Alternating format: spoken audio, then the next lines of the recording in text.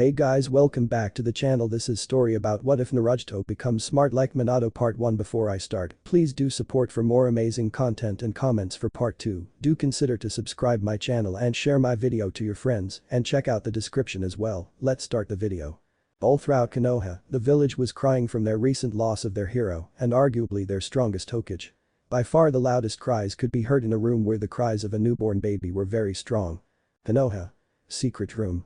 It's as if he knows that he has lost both of his parents. From what Minato told me, the kid has not stopped crying since Kushina passed, said a tall man with white spiky hair. There was a conversation being held between only a select few of the Konoha shinobi in the room with the newborn baby boy. Yes, today we lost many good shinobi, the civilians still fear for their life, most of the land is up in a blaze, but on top of it all, we have lost our fourth Hokage and the last heir of the Uzumaki clan, Kushina Uzumaki. The saddest part of all is that this child won't know what they even look like, said the second voice of an old man who looked to be in his late 50s. Jiraiya-san, since you are this boy's godfather, what do you suppose we should do? Jiraiya began to speak in a low and sad manner. Not sure, sensei. I'm sure Minato would want me to watch over the child, but I have to travel a lot, so I'm not sure what I would be able to do. The real question is, what will the village do now? Minato died without claiming a successor. All of the men in the room went silent, waiting for the former Hokage to speak. Jiraiya-sama has a point. Sarutobi-sama, without a Hokage to lead this village, the other villages would see this as an opportunity to attack us. This man was a mature Byakugan user in an expensive lavender kimono. Sarutobi closed his eyes, saying, I will take up my title of becoming Hokage yet again until I can find a suitable replacement to run the village. He faced his former student and one of his most loyal ninjas, Jiraiya, telling him, Jiraiya, I have a mission for you. After everyone agreed with Sarutobi's decision by retaining his title as Hokage, Jiraiya responded with, what is this mission you have for me, Sarutobi-sensei? I want you to try and deceive the other villages with your spy network so that we have enough time to heal our ninja squads and rebuild Konoha's defenses. Sarutobi instructed him. Jiraiya responded to the old cage, I never intended to use my spy network for that purpose, but it seems I don't have a choice. By the way, Sarutobi-sensei, you should change the child's last name from Namikaze to Uzumaki. The elder ninja understood what he meant by that, since Minato had many enemies in Iwa, including the Tsuchikage, even enemies in other parts of the elemental nations. The Uzumaki clan is one that has long since faded into darkness, with very few remembering the clan. Very well, I will have to change the boy's name to Uzumaki. Sarutobi at that moment remembered a very important document. Hiashi-san, I understand that you, Minato, Kushina, and your wife Hana intended to have both of your unborn child Hinata and Naruto to be married on their 16th birthdays. Hiashi responded, yes, both my wife and Kushina talked about it and in the end me and Minato agreed and he finalized it before his death. Understanding where Sarutobi was going with this, he spoke before he did. Don't worry, I never go back on my word. Hinata will marry Naruto Nami, I mean Uzumaki as planned, demon container or not. Adding extra tone to the final part of his statement. Sarutobi, sensing the seriousness in his voice, happily nodded and told them he would announce Naruto's name as Namikaze the day of his 15th birthday or earlier, should he need to.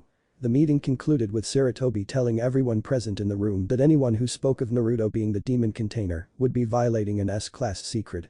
They do not want him to know about anything in relation to the demon, so that at least the child could at least grow up without being shunned by other ninja and villagers who did not know of him being the demon container.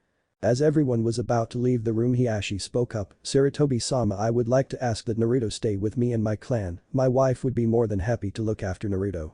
Sarutobi said, that would be best, most Jinchuriki are hated for just being the jailer. At the moment he is more valuable than the Sharingan, so Irby announced the Hyuga clan to be Naruto's guardians until his 16th birthday. Hiashi with a happy smile thanked the old Hokage and then turned around and picked up the crying baby and then proceeded to leave the room. As Sarutobi stood there and watched Naruto go into safe hands, he turned to Jiraiya asking, why Naruto? Excuse me? Jiraiya responded. I'm just wondering why you chose Naruto as a name. Sarutobi stared at Jiraiya before the white-haired ninja answered, I was going to ask Minato to name him after one of my former pupils, he thought about it, and when I told him the name he wanted to switch out the parts of the name, Ga with Ru, so we came up with Naruto. Jiraiya looked down in sadness. I was aware of your hidden rain students from Tsunade sometime during the war. What was the name you wanted for him originally? The conversation with Jiraiya piqued his interest. Jiraiya only told him the name with pride in his voice. Nagato, he was going to be named Nagato. Hanahagakure. Hyuga clan compound. October 10th was remembered as the day the nine-tailed demon fox was killed by Konoha's Yellow Flash, who also bravely sacrificed his own life to kill the demon. The Ashi walked away from the Anbu hideout with a sleeping baby in hand. After the important meeting he was called to with Saratobi and Jiraiya, he saw ninjas and villagers were holding a candlelight vigil for Minato, which made him happy, knowing that everyone cared for his friend. Approaching his home which was undamaged from the battle he encountered his twin brother Hisashi. Hisashi spoke to his brother, "I received your message as soon as the fight was over. 20 Hyuga branch members went to fetch your wife from the safety zone, she should be here in 10 minutes Hisashi-sama." The Ashi never really liked it when his brother refereed to him as if he was not his brother. Placing a comforting hand on his shoulder he said, "Hisashi, I told you already when the elders are not around I am your brother not your superior."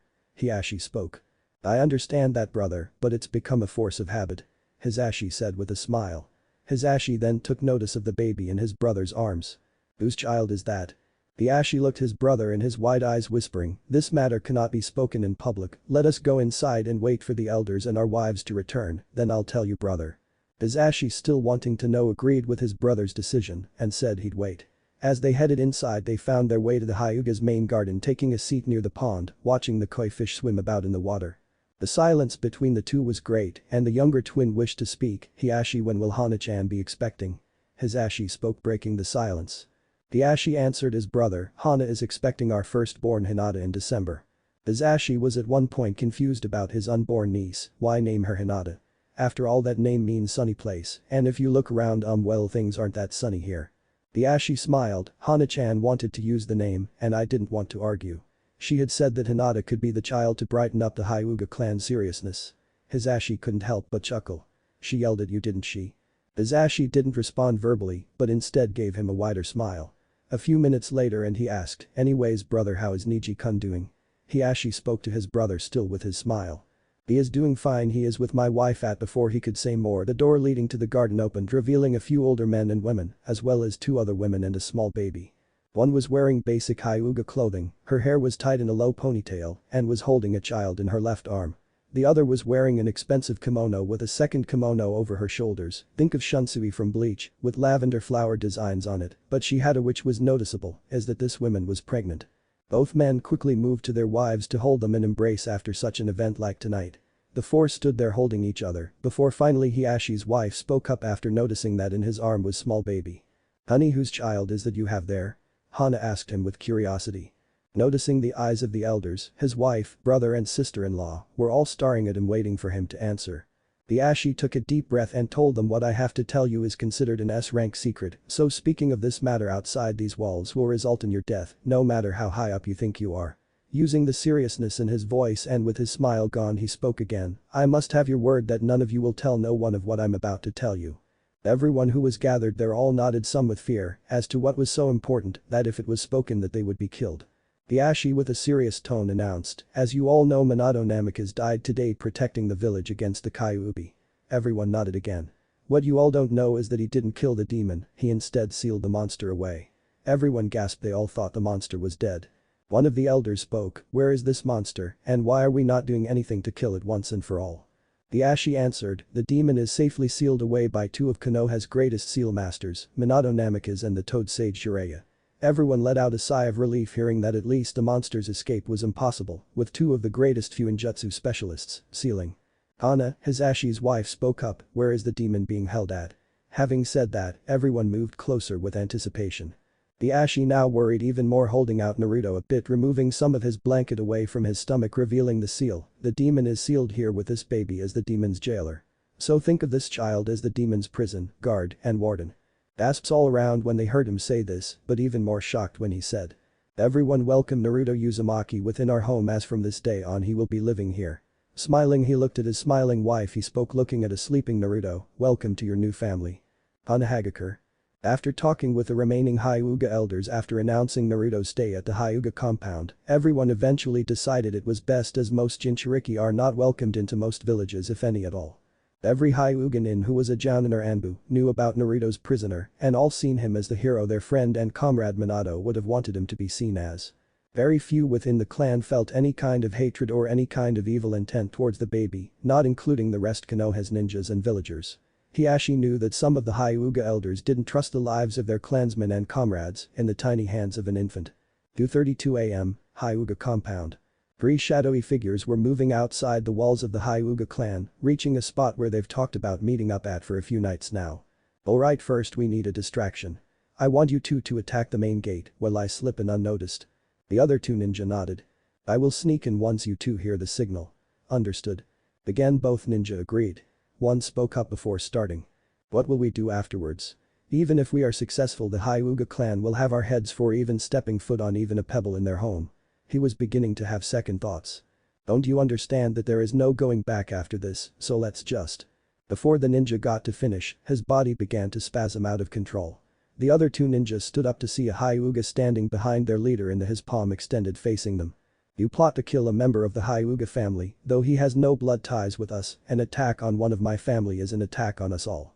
The two ninja turned around to run away, but right when they turned their back to their attacker, both men were hit square in the center of their backs by the Hyuga clan leader Hiashi. The darkest parts in hell are reserved for betrayers. You betrayed this village the moment you plotted this boy's death. Hiashi spoke with venom in his breath. The two men spasmed and died like their leader, falling to the ground face first, blood coming out of their mouth, ears, eyes, and nose.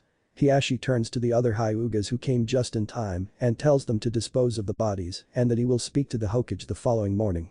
Hiashi saw his brother appear just in time to see the three dead leaf ninjas to be carried away. He walked toward Hisashi saying, there is no way they could have gotten this close to the compound, they obviously had help. Hisashi gritted his teeth, we obviously have someone in our own clan who wanted this assassination to be accomplished. The ninjas taken out of their sight, Hiashi tried to contemplate who the traitor or traitors were that wanted Naruto dead. 2 weeks later. December 27th, Hiashi waits patiently with Naruto in his arms as well with a Hyuga elder and 10 Hyuga branch family bodyguards. Hisashi is among the bodyguards. They waited for what seemed like an eternity before the doors opened up revealing a busty blonde ninja walking up to Hiashi. Hyuga, Hiashi. She greeted him with a formal bow, your wife is doing fine, she is healthy, and your daughter is just as healthy, you can see them both now. My only request Hiashi is you attend and 2 more are allowed inside. Keep this brief, she needs as much rest as she can get. Hiashi bowed to the Sannin and thanked her. He turned to Hisashi and their father and asked them to join him inside. Walking inside with Tsunade following close behind them. Hana was laying on the bed with a whimpering baby in her hand and her sister-in-law Kana standing by her side smiling and looking at the now father Hiashi.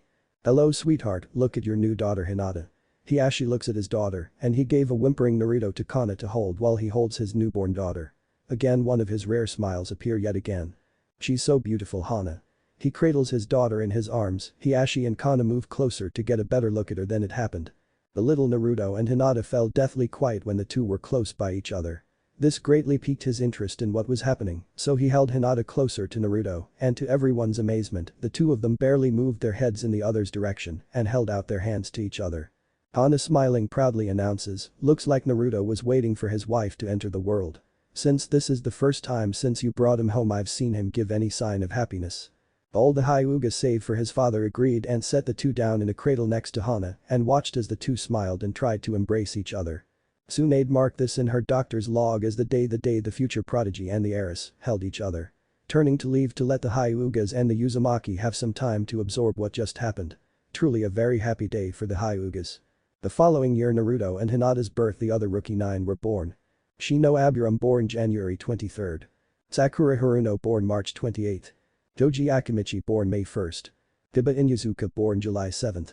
Sasuke Uchiha born July 23rd. Shikamaru Nara born September 22nd. Ino Yamanaka born September 23rd. 4 years following the entire Rookie 9's birth, the 8 of the 9 first meet in the park. Dusan, why do Choji and I have to go hang out at the park? I'd much rather watch the clouds while Choji eats his potato chips. Shikamaru asking his father. Shikaku and his friend Choza were walking with both of their sons toward the park and was annoyed with Shikamaru, who was being more lazy than himself. Because if you don't go your Kosan will get on my ass about me not taking you anywhere and I don't know about you, but I do not want to make her angry besides Inoichi and his daughter Ino-chan will be there as well. Choza interrupted told the little Nara, yeah we will have the old school Ino Shikacho there as well as the new generation. He looked down at his son Choji seeing him snacking on a bag of BBQ chips. The four walked some ways before running into Inoichi and his daughter Ino before reaching the park. Shikaku thought to himself Inoichi got the worst having a daughter instead of a son, that can't be easy for him. The 6 continued on their way to the park and when they got closer to the park they looked to see Sakura talking with a very loud Inuzuka boy. Hey Sakura-chan, look at Shikamaru, Ino, and Choji. Kiba shouted, no, Akamaru will not be born yet. Sakura covering her ears replied. Kiba-kun, you don't have to yell, I'm right here. Sakura took this chance to run to her best friend Ino. The rest of the kids joined their two awaiting friends, the blonde and the pink-hair girls went by a flower patch to make some flowery necklaces, and the boy Kiba tried to get Shikamaru and Choji to engage in a game. While the Ino Shikacho trio watched from a park bench reminiscing about old times when out of nowhere someone spoke behind them. In a long time, Shikaku-san, Choza-san, and Oichi-san. The three men instantly startled and turned around to see Shibi Aburam and his son Shino standing behind the three.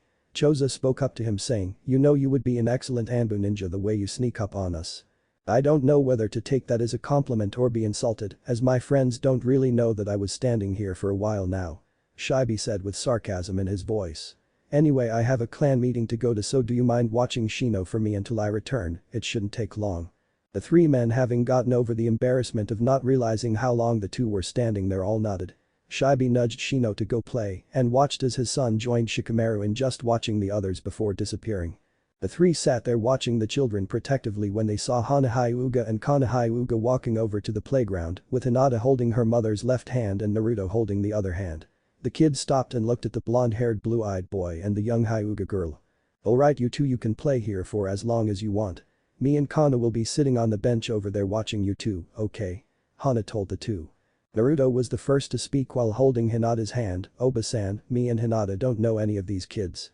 Why couldn't we just play in the Hyuga garden with Niji Nai? Hinata, standing next to Naruto, silently nodded.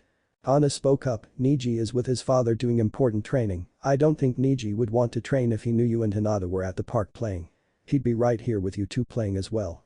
She knew how much Naruto worried about everyone else and worries about himself second. Hana spoke up, and besides Nuri-chan, it's important to make friends outside so that when you two enter the academy together, you both will have more friends to come over and play with, right? She said with her angelic smile. Her and her sister-in-law slowly walked over to a bench opposite to the three jounin they recognized. Inoichi spoke to the others, isn't that Hana Hyuga, Hiyashi's wife? Shikaku answered, yes, and that is their daughter Hinata Hyuga, and if I am not mistaken, I think the other woman is Kana Hyuga, Hizashi's wife. He paused for a moment before saying, that's the boy, isn't it? The Kyuubi jailer. Choza smiled and said, nostalgic, isn't it? Inoichi and Shikaku looked at Choza confused, he looks dead on like his old man, doesn't he? The two older men agreed that he looked very much like his father. They were one of the few who saw Naruto as the hero he was. They were watching as Naruto and Hinata approached the kids and waited to see how things would turn out. Naruto stopped at the playground still holding Hinata's hand. He greeted the kids, hi, my name is Naruto Uzumaki, it's a pleasure to meet all of you. Hinata spoke up afterwards, hiding partly behind Naruto, gripping his hand tightly, my name is Hinata H. Hyuga. Naruto hoped that having more friends would help Hinata over her shyness with new people. All of the kids answered back. Hello, my name's Kiba in Yuzuka. Yelling it out to the two, which he received a hit on the head from Ino. Kiba, stop yelling, they are standing in front of you. Anyways, hi, my name is Ino Yamanaka. Shikamaru lazily said, hi, nice to meet you, yawn, name's Shikamaru Nara. Munch, my name is Choji, munch, Akamichi, munch, nice to meet you. He said, munching on some chips. Standing close to Choji, the Aburam boy spoke, my name's Shino. That's all. Sakura was the last, my name is Sakura Haruno, I hope we can all be good friends. Naruto and Hinata nodded, and the blonde boy dragged Hinata with him so they can join the kids in playing on the swing sets, slides, jungle gym, etc. Hana and Kana looked on and smiled while the trio looked on and thought to themselves. Choza breaking the silence, I wonder where Fugaku Uchiha and his second-born Sasuke Uchiha is, he's around their age, isn't he? Inoichi replied, yeah, he is. Fugaku probably feels his son is too good to play outside the Uchiha walls. Shikaku frowning, maybe he does, he's been obsessed with his older son Itachi lately, most of the Uchiha clan members are becoming shut-ins. Uchiha compound. Inside the main Uchiha house, but outside Fugaku's study. Sat himself and his second son Sasuke. Sasuke, I want you to become more like your brother, become stronger than you are now. When you turn 8 I will enroll you in the academy, you will become the number 1 in your class, until then you will remain inside the compound. Understood? Fugaku said with a stern voice. Sasuke nodded slowly and understood fully what his father meant. Itachi on the other hand was standing outside his father's study listening to the conversation, putting his ninja skill to good work without his father noticing, and thought to himself. Father's up to something and it revolves around me and Sasuke. Itachi could sense something wrong, since the attack 4 years ago his father has been doing more missions than he normally would do and has been giving more of the kids in the clan more harsher training. His father and his clansmen were obviously up to something, but he wouldn't find out from listening to his father and brother talk. Deciding that he did enough spying, more silently took his leave of his home and off the compound to gather his thoughts. Konoha Children's Park.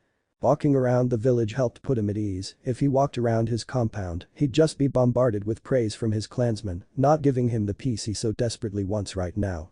So he began walking toward the park the Rookie 9 were playing at to clear his mind, and out of the corner of his eye, he saw a blinding blonde-haired boy laughing and playing.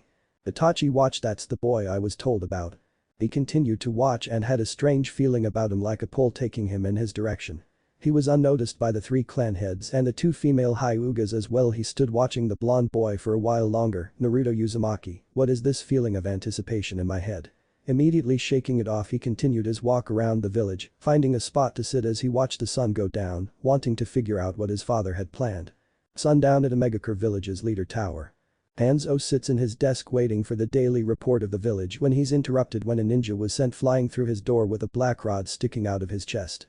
Hanzo slowly stood up and saw the assailant walked in his office and over towards the dead ninja, pulling the rod out the dead corpse. I knew sooner or later you would come for your revenge, Hanzo spoke unfazed. The lone figure stood there looking at the battle-ready Hanzo swinging his weapon, making blood fly off of it and onto the ground. Hanzo stood staring the man in his eyes there and pulled out his trusty sickle attached to his back, ready for battle. Let's finish this now, Nagato Uzukami. Yes, I made up last name. The man standing there with hatred in his turquoise eyes glued onto Hanzo, that is until the ninja's eyes began to change in both color and appearance. Hanzo immediately knew what he was doing and charged the ninja. All across Omegakure, explosions and shouts of battle cries could be heard all throughout the village. No ninja daring to go anywhere near the battle. An onlooker watched and spoke about the battle. He will win, no one's pain is more greater than his. Slowly looking up at the clouds as yet again it was going to rain, the onlooker spoke again, the sky cries for his pain and my own. Konoha Children's Park. A pink-haired woman walked over to the park and yelled, Sakura, time to come home. Sakura turned around and told the others, bye guys, I'll see you guys again soon, okay? All the kids waved back to her. Sakura ran over to her mother, Kasan, I had a really fun time today and I made 2 new friends, they're really nice. Sakura's mother nodded with a smile and asked, who are your new friends? Sakura answered immediately, Hinata Hyuga and Naruto Uzumaki. Sakura's mother froze at the last name her daughter said before saying, Sakura-chan, I know you just meet him, but be careful around that boy, okay? Sakura was confused and asked, why Kasan? He's really nice and he's really protective of Hinata-chan. Sakura's mother told her, Sakura, just promise me you will be careful around that boy, okay? Sakura, still confused, said okay, and the 2 walked back home holding each other's hand. Shikaku, noticing Sakura's mother Sakurai's expression, could only guess what was wrong before noticing Shibe appear behind him and his friends. Surprisingly, this time he noticed. Shibe looked at the 3 before speaking, thank you for watching over my son for me. The 3 said it was the least they could do for a friend. Shibe called out, Shino, it's getting late, it's time to go. Shino turned around quickly and without a word, waved goodbye to the kids and left. Then what surprised everyone the most was he turned around looking toward Naruto and spoke, I hope we can meet each other again at the academy. Naruto returned the look at him and told him, I hope so to Shino. Shino turned around and ran toward his dad and the 2 disappeared in a swirl of leaves. Biba slowly sniffed the air and looked at everyone and told them. Hey guys, I can smell my mother and my sisters scent nearby, so that's my cue to run along. It was nice to meet you, Naruto-san, and you too, Hinata-chan. Naruto looked at him and shook his hand and Hinata smiled and waved goodbye to him. Kiba started to run all on 4s away from the park.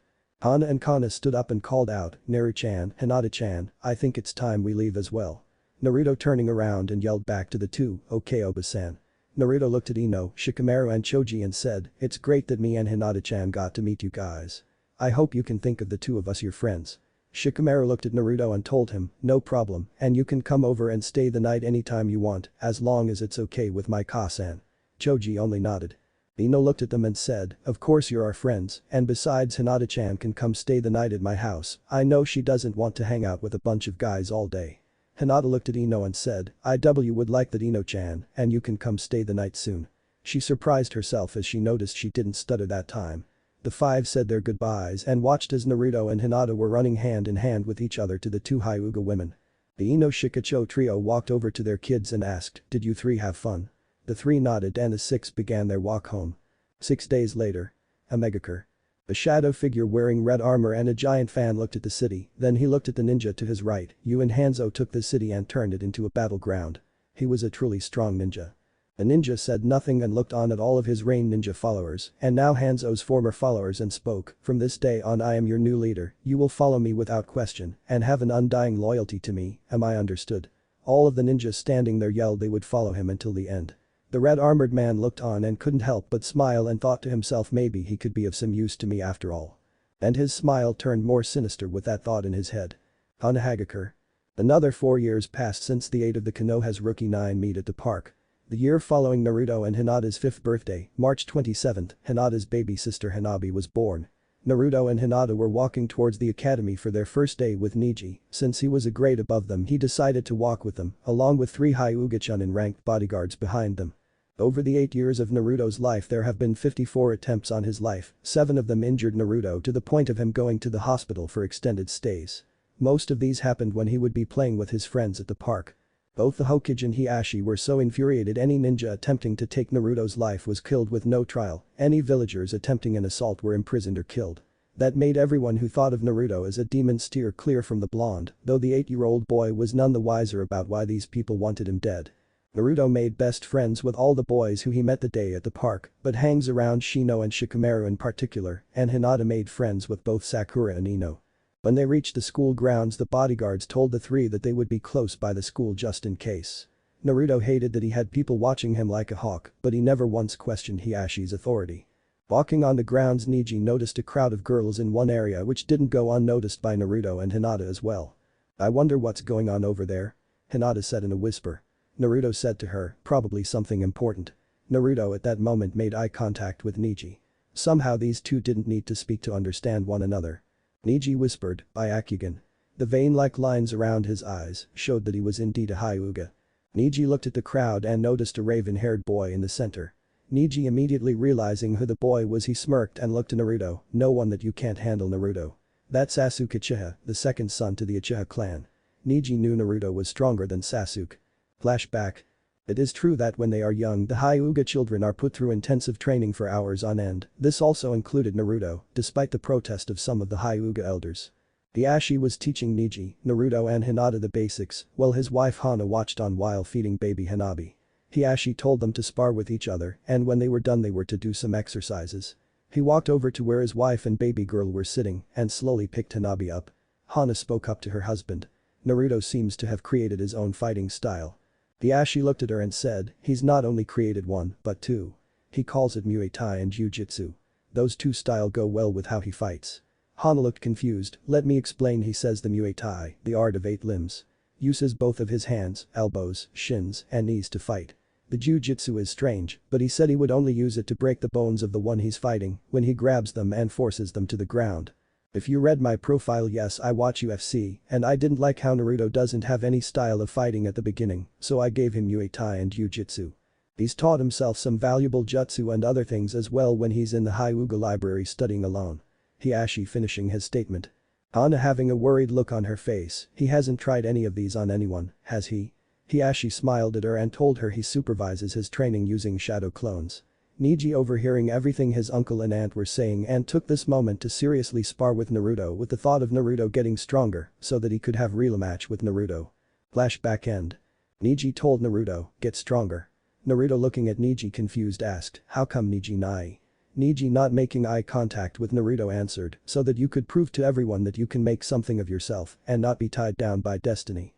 He thought to himself, saying almost the same words his father told him. That not to let no one tell you that you can't do nothing because of how you were born. With that said, Neji walked away towards his class. "I will be the only one to defeat you."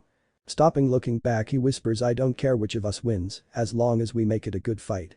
After Neji telling Naruto to get stronger, Hinata was smiling because she knew Naruto was the one who helped her overcome her shyness and her depressing moods, and that it was him who was brightening up the Hyuga clan's lives. She also knows everything Neji said was true. Naruto had more will in him than any other ninja around. He never goes back on his word. He gets stronger every time they spar, but he was a lot kinder to everyone, just like her mother. Neji's never been one to lie to make others feel better, she thought. Hugging on his shirt sleeve, she tells him, "Naruto, let's go inside as well and find a seat so we could sit next to each other." Nodding to Hinata's request they went inside, they greeting their friends, and waited for the rest of the class's female population to attend class. This includes Ino and Sakura, unaware of a ninja's gaze upon them. A shadow figure with Anbu attire sitting in a tree watching and listening to what Niji said, whispering to himself, not if I can help it. I will be the one to fight Naruto Uzumaki. This boy will be something special. Retreating toward the Hokage tower thinking to himself. Let's see if I can persuade the Hokage to letting me becoming a jounin, so I could have a squad of my own. Running and jumping from building to building he says to himself with an activated Sharingan, this will be most interesting, I've found someone who I am betting will actually give me a challenge. Inside the academy. Everyone was seated and was ready to start their lessons. Some were talking to each other and some were sitting silently waiting for their sensei to arrive. There was a sudden twirl of leaves as two ninjas appeared before the children. One had somewhat blue hair and the standard ninja outfit, the second had the same outfit except he had brown hair and a ponytail and a noticeable scar on his face. Alright everyone settle down and listen up. My name is Iruka Yamino and this is Mizuki. You will hereby address us as Iruka-sensei and Mizuki-sensei understood. Iruka spoke in a warm tone. All of the kids began to nod. Mizuki spoke up, alright let's begin with introductions. I can assume a few of you already know each other, but still talk amongst yourselves for at least 10 minutes to better familiarize yourself with your other classmates.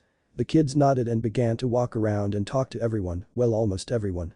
Naruto was walking to a few kids when he noticed some were moving away from him. Hinata noticed this as well and pulled on Naruto's shirt and told him, let's go over towards Shikamaru and the others Naruto. Naruto slowly nodded and as he walked away he heard the students trying to whisper, but he still caught what they said. My mom told me to stay away from him. Yeah, my mom told me the same thing, my dad said something about him being some kind of monster or something like that.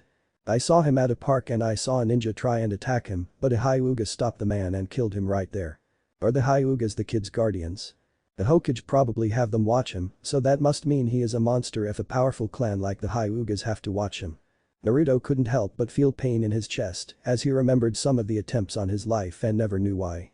When he first went to the hospital all he could hear was Hinata and Hana crying because he had a broken arm and a stab wound in his chest just beneath his left lung, almost a fatal wound. Why do people hate me? What did I ever do to them to deserve such hatred? He thought to himself. They don't understand you kid.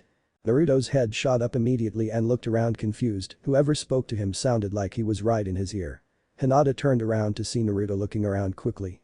Naruto-kun, is something wrong? Naruto looked at Hinata and asked, Hinata-chan, did you hear a deep voice just now? Hinata looked around and shook her head, no Naruto-kun, I didn't hear anyone else's voice. I only hear the students and none of them have deep voices. Naruto took one more look around before saying, never mind, it's probably just my imagination. He grabbed her hand and they walked over to Shikamaru who was sitting with Choji. As they walked over to Shikamaru and Choji's desk they passed up Sasuke's seat and all of his fangirls fighting for his attention. For some reason Naruto looked over and at that moment so did Sasuke. The two locked eye contact with each other for what seemed like hours until Sasuke broke the glance and looked away. Naruto continued walking to his friends holding Hinata's hand. Sasuke thought to himself. Remembering what Itachi asked their father about this morning before he left for school. Flashback. Bye Ka-san, bye Tu-san, I'm going to school. Mikoto was in the kitchen cleaning up while Fugaku sat at the table across from his older brother. Sasuke wanted out quick so as not to get caught by his mother's relentless kisses. Before he ran out the door he heard his father and brother talk to each other, which he froze before grabbing the handle to the front door. Tell me father a little more of this Naruto Uzumaki. Itachi spoke with his usual glare. Fugaku looked up and Mikoto stopped doing the dishes and turned to look at her oldest son. Why do you want to know about that boy? Why would you show interest in him? Fugaku asked. I'm not sure how to explain it myself father. The first day I seen him I have had this feeling of anticipation. This has happened on many occasions before I fight someone who I know will make me fight to save my life. Fugaku couldn't believe what he was hearing that his son was about to say that this boy Naruto might be someone he should be worried about. He closed his eyes and asked, why would you care about the Hyuga's pet? I saw him train one day at one of the training grounds Hiashi used one day for the boy and his fighting style and never die determination is something to be admired.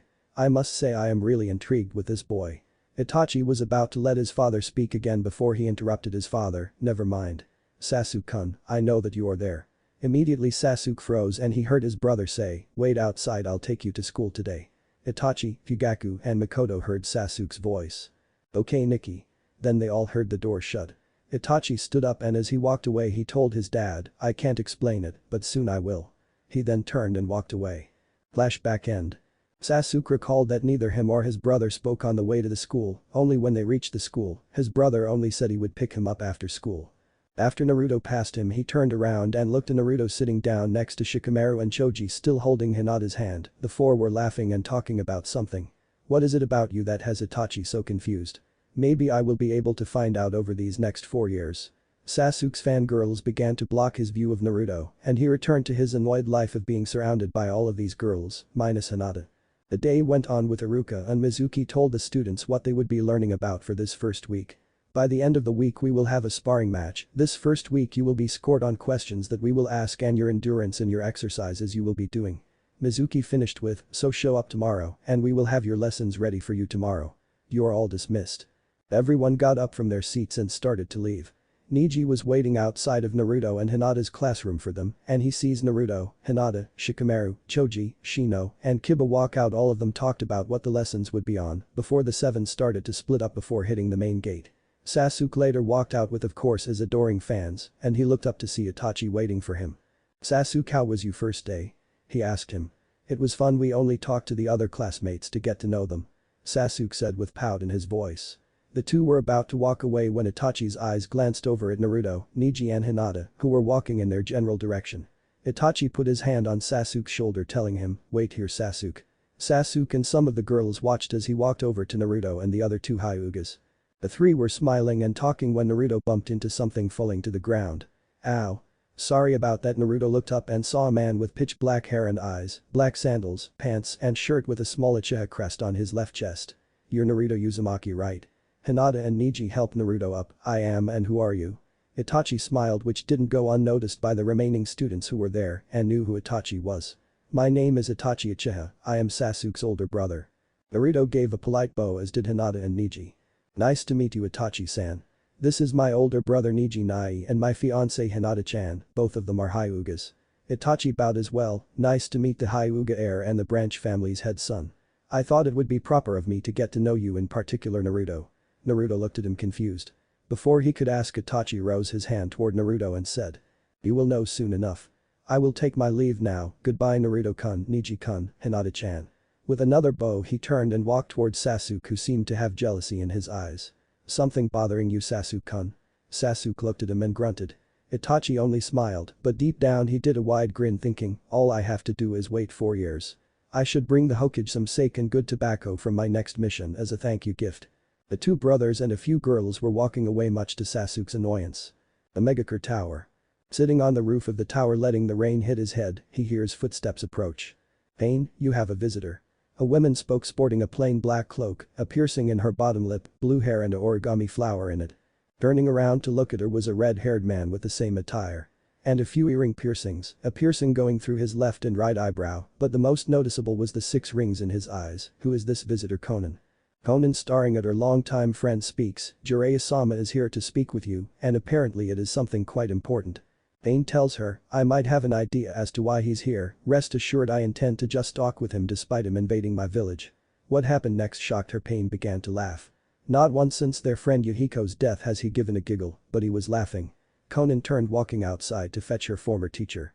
Hanahagakure. Hyuga compound. 4 weeks had passed since the future rookie Nine's first day, and Naruto was ranked as the third of the top 3, with Hinata holding her place as 5th. Iruka though was a little worried about Naruto since recently he wasn't trying in the sparring matches with the author kids, so he wanted to speak to his guardians. He walked from the school toward the Hyuga's home and met with the guards at the front gate and requested to speak to Hiashi and Hana. "I'd like to talk to Lord Hiashi and Lady Hana Hyuga about Naruto Uzumaki please." Iruka bowed to the guards. One Hyuga immediately went to find them, then returned about 10 minutes later. "Lord Hiashi and Lady Hana will meet you in the main study. I will take you there," he said politely. "Thank you." Iruka bowed and was led inside by one of the guards toward the study. He felt a little nervous since this was the first time he's been in one of the clan's homes, mostly he'd call them to the academy. They stopped in front of a room with 2 doors, the guard knocked on the door saying, "Lord Hiashi, Iruka-sensei is here." "Very well, let him in." Hiashi's voice could be heard from the other side of the doors. The door opened and Iruka stepped inside to see Hiashi sitting in his chair with his wife sitting to his right and surprised to see Naruto sitting on a mat facing Hiashi looking a bit nervous. Iruka walked toward the empty mat next to Naruto, formally bowed, then took his seat. "Thank you Hiashi-sama for seeing me on the shortest of notices." he said politely looking him in his eyes. Has Naruto done something wrong? Hiashi asked with seriousness looking Iruka back in his eyes. No, Hiashi-sama. Naruto is a very good student. Iruka said as drops of sweat came down the side of his face. Then why are you here? Hana spoke this time wondering what that problem was. Well, he turns to look at Naruto and noticed the look of worry in his eyes like he did something wrong. Sitting straight up he said, Naruto is ranked 3rd in the class. Hiashi and Hana smiled and looked at Naruto before Hiashi spoke, you came here to tell me that. No, I feel that Naruto isn't motivated enough, he has become more well-tensed and he looks as if something's bothering him which has affected his performances in class.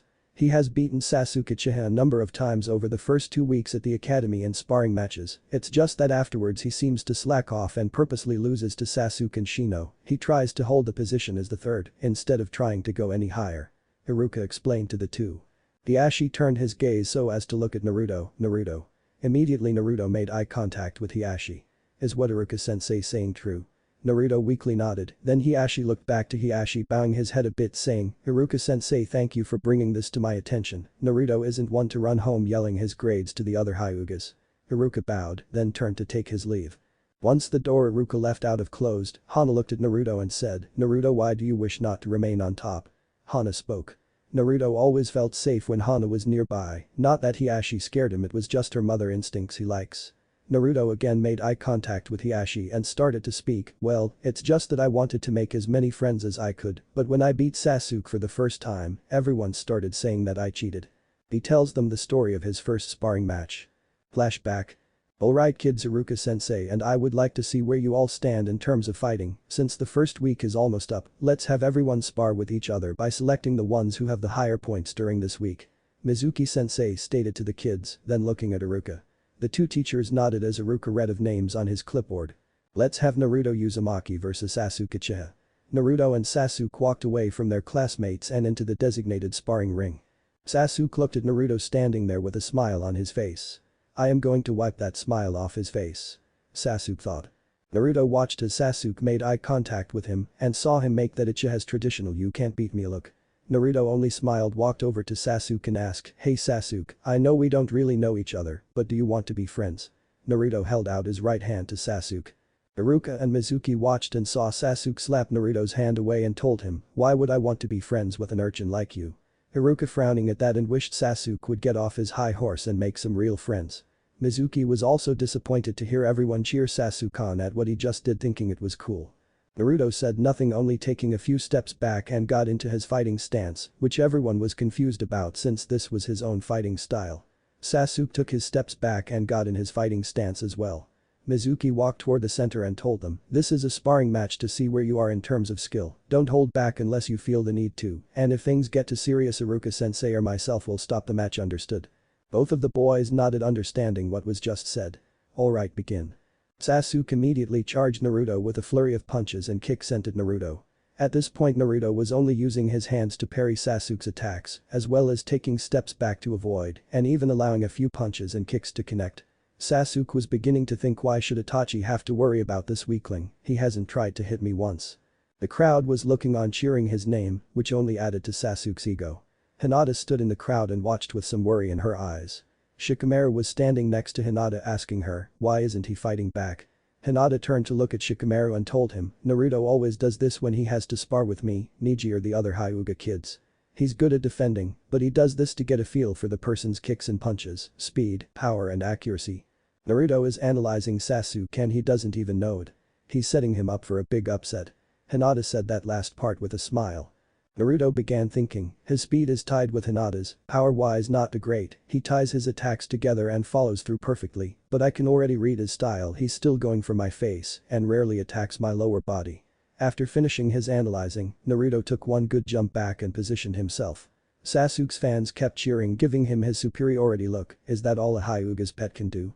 Maybe the Hyugas are lacking in strength. Naruto's eyes slanted and he looked more serious, holding out his left hand, he made the bring it gesture which greatly annoyed Sasuke, who charged blindly at Naruto and again sent a right fist toward Naruto, and the last thing he remembered was Naruto's right leg coming too fast for Sasuke to predict since he didn't have a Sharingan, and Naruto's foot connected with his jaw, stopping the Uchiha in his tracks. Recovering as quick as he could, he looked at him and tried to kick him in his ribs. Sasuke's kick connected, but Naruto followed through by grabbing onto Sasuke's leg and pulled it toward him, making him lose balance, and Naruto punched using his right fist and hit Sasuke right in the nose. As the Uchiha was falling, Naruto continued his assault by grabbing Sasuke's arm and began pulling on Sasuke's arm. Naruto whispered to Sasuke, "I win." Naruto fell to his back, still holding Sasuke's arm with his right leg going across his face, and his left leg went across his chest. Naruto started to lift his hips, making Sasuke's elbow flexing at an angle it shouldn't, causing pain. Sasuke could feel that his elbow was about to snap, but before Naruto could complete the lock, he instead let go and stood up looking down at Sasuke, who was rubbing his elbow as he stood up. Naruto said to him, "Sasuke, I really don't want to hurt you, so let's just end this." Sasuke was now pissed and yelled, "I won't quit. You got lucky and that won't happen again." Letting anger take over him, he tried to punch at Naruto. Naruto barely dodged a punch and was barely nicked on his cheek, and he quickly tossed both of his hands around the back of Sasuke's head at the neck and locked in a vice grip. In one swift motion with his grip still tight, he pushed back and then pulled his head down, and Naruto brought his right knee up and hit Sasuke in the nose again, except this time Sasuke went limp and unconscious, falling to the ground. Naruto quickly stood over him, checking to see if he was alright. Iruka noticed Sasuke was not moving, guessing that he was knocked out. Iruka walked over to Naruto and gently pulled him away as Mizuki ran over to Sasuke. Mizuki saw that the boy's nose was bleeding and most likely broken. Mizuki then announced, "Naruto Uzumaki is the winner." Hinata couldn't help but yell, "You did it, Naruto-kun, you're number one." Once she settled down, some of the girls in the class began to boo him. Hinata couldn't believe it. Some students and fangirls said he cheated. Ino and Sakura said nothing since they were Naruto's friends. He cheated, Sasuke wasn't even trying. That's not how a ninja fights. Sasuke deserves that match. He shouldn't have been able to beat Sasuke. And on it went. But some of the boys who watched didn't say anything, but smiled inwardly as they all thought, finally someone beat that pompous of an Asuka. Alright, Naruto. Naruto was stunned that everyone thought he cheated. Immediately Hinata walked over to Naruto and hugged him and said, "Don't listen to them, Naruto, you won this one fair and square," she said in tears. He heard Shikamaru, Choji, Kiba and even Shino tell him that he did a good fight and that not to listen to all of the other students.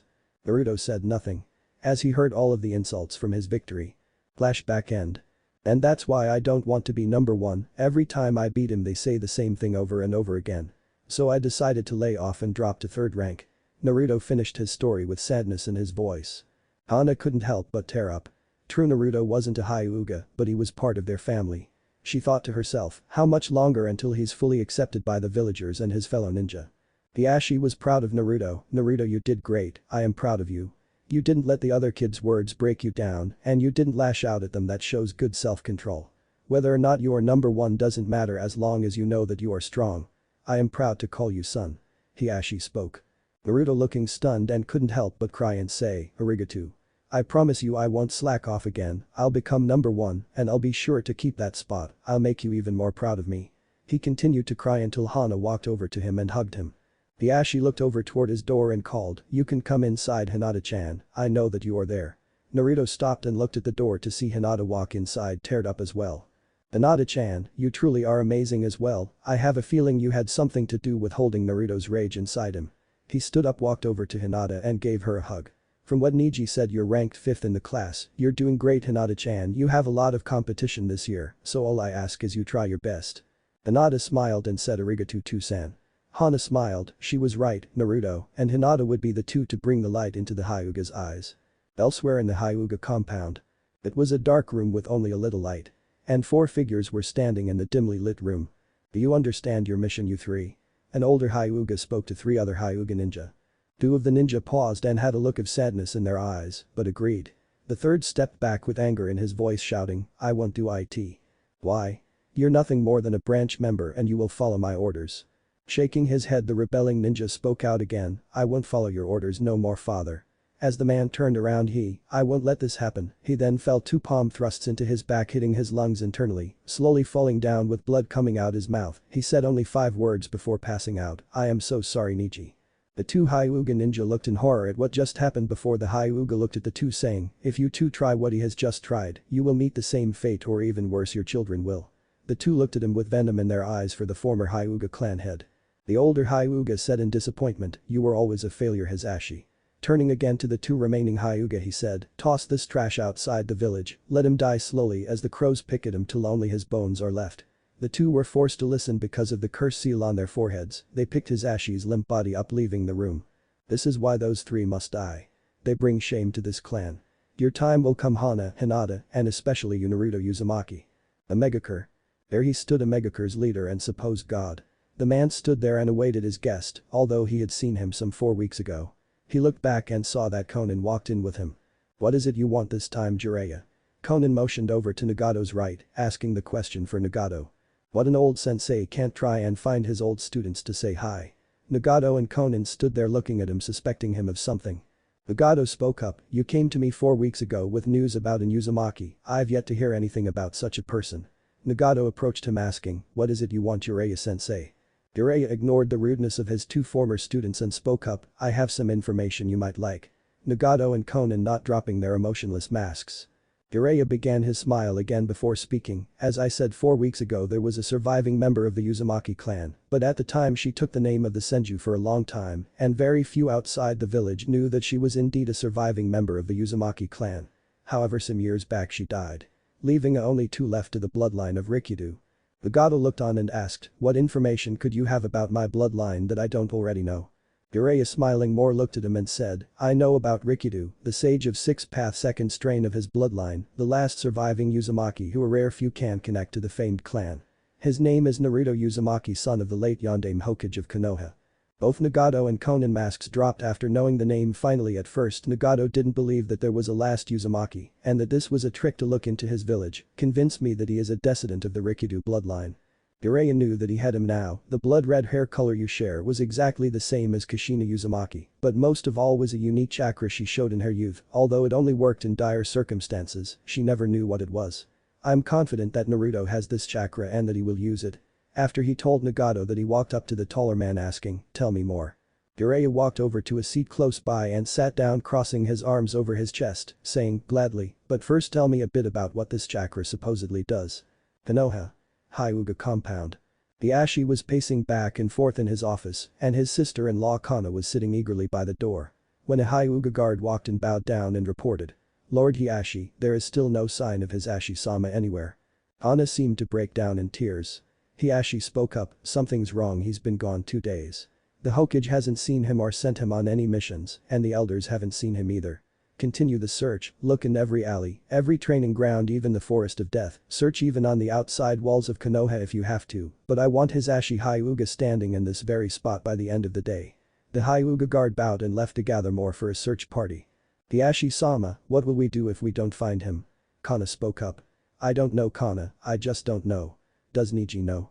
Hiashi asked. Kana shook her head and said, no, I told him he was away on mission and won't be back for some time. Hiashi, looking at the broken down women, told her, I suspect foul play. Immediately her head shot up and asked, what? The Ashi looked at her and said, never mind, right now you are the branch family's head, order all of them to stay within the compound, no one leaves, not even the children, for the academy. I'll ask the Hokage to send some instructors here under high surveillance. Tonight I want you to spend with your sister. Kana with dry tears in her eyes looked at him. I will sleep in one of the extra rooms, you need all of the comfort you can get. Now go get some sleep. Kana nodded, bowed and made her way to Niji's room, instead to spend time with her son. On her walk to her son's room, she passes her father-in-law and former clan head, Ryuk Hyuga. She offered a polite bow, which he did not return or acknowledge. He continued his walk to his son's office. Entering the office, he bows to his son and asks, still no luck in finding your brother? Hiashi turned to his father and replied, none, it's as if he's disappeared. Ryuk looked at him and told him, stay strong, you will find him soon. With another formal bow, he turns to leave and thinks to himself, at least my 2 puppets are good for something, they haven't found his Ashi yet. This will happen yet again to those 3 soon. He walked away into the shadows with a grin. Next morning. Niji was in the garden with Naruto and Hinata training some more when Naruto stopped for a brief moment to say, Niji Nyasan, look, everything will be okay, I'm sure he's just away on a mission. Hinata nodded and added, yes, Asen is probably on his way home right now with his squad. Niji wasn't as optimistic. He was unsure since his mother came into his room to lay with him crying. The 3 were being watched by Hana, who was sitting at a park bench. Before Hiashi's announcement saying that all Hyugas were to remain inside the compound, another Hyuga guard looking to be in his 30s walked over to Hana and whispered. Lady Hana, Lord Hiashi has found his Ashi-sama at the Forest of Death. Apparently it is relating to the inner workings in the clan. Lord Hiashi has requested that you, Naruto-chan, and Hinata-chan be secretly escorted to the Forest of Death at the training facility's monitoring room for safety. Why Naruto and Hinata as well? And what about Hanabi? The guard spoke again. He thinks there is an attempt on their lives by some of the clan members and believes that the compound isn't safe at the moment. Hiashi-sama has assigned those who are closest to him to watch over your youngest child. Hana's eyes shot open and told him, why the Forest of Death? The Hyuga replied, he didn't say much about it, only saying it would be the last place the traders within the compound would look. The Hokage has agreed to this as well. Hana took a minute before telling him, okay. But Niji goes with us as well. His mother is with Hiashi, I presume. The guard nodded and said. Hi. Me and a second escort will wait for you. Everyone thinks you're taking the kids to the park again as per Lord Hiashi's arrangement, so that's what everyone will believe. The ninja disappeared from sight. Hana stood up and walked over to the three and said, okay you three, we're going somewhere safe, pack a few days worth of clothes and meet me back here in 15 minutes. Naruto and Niji looked at Hana and asked, what's going on? Hana told the three, just do as I say, go now. The three jumped and quickly ran to their rooms to pack. Hana took this time to look for her 3-year-old Hanabi. She approached her room to see that 6 guards were posted outside her door. She didn't know why, but something told her this might be the last time she might see her daughter. 5 minutes later. Hinata was holding hands with Naruto, trembling. Naruto looked at her and tightened his grip and said, don't worry Hinata-chan, I'll protect you no matter what. Hinata stopped immediately and smiled. He always knew how to make her feel better. Naruto-kun is always there for me. I feel stronger when I am with you and more at peace. Naruto gave his famous smile that he only gives to certain people and said proudly. Well, I have to be able to do all those things. After all, Naruto paused for a moment and looked Hinata in her eyes and said. You're my girl, right? Hinata blushed 10 shades of red before saying, hi, I'm Naruto-kun's girl. Naruto, still holding her hand, walked her over to a bench and said, Hinata-chan. Hinata still had a blush, looked at him, yes Naruto-kun. I was being 100% serious when I said all of that. I will protect you even if it costs me my life. Because you're one of my precious people. Hinata couldn't help but be overjoyed. She then leaned in to give him a kiss on his cheek and said, for good luck. This time Naruto blushed and out of the corner of his eye he saw Niji making his way to them with backpack on. The three sat there and waited for the remainder of the time, waiting for Hana. 10 minutes later. Hana was being escorted to the garden by the guard who reported to her, and they were accompanied by a second guard, but this one was younger and looked to be in his early 20s. They had continued walking until the three found the kid sitting on a bench and waved them over. The 6 began their walk toward training ground 44, the Forest of Death.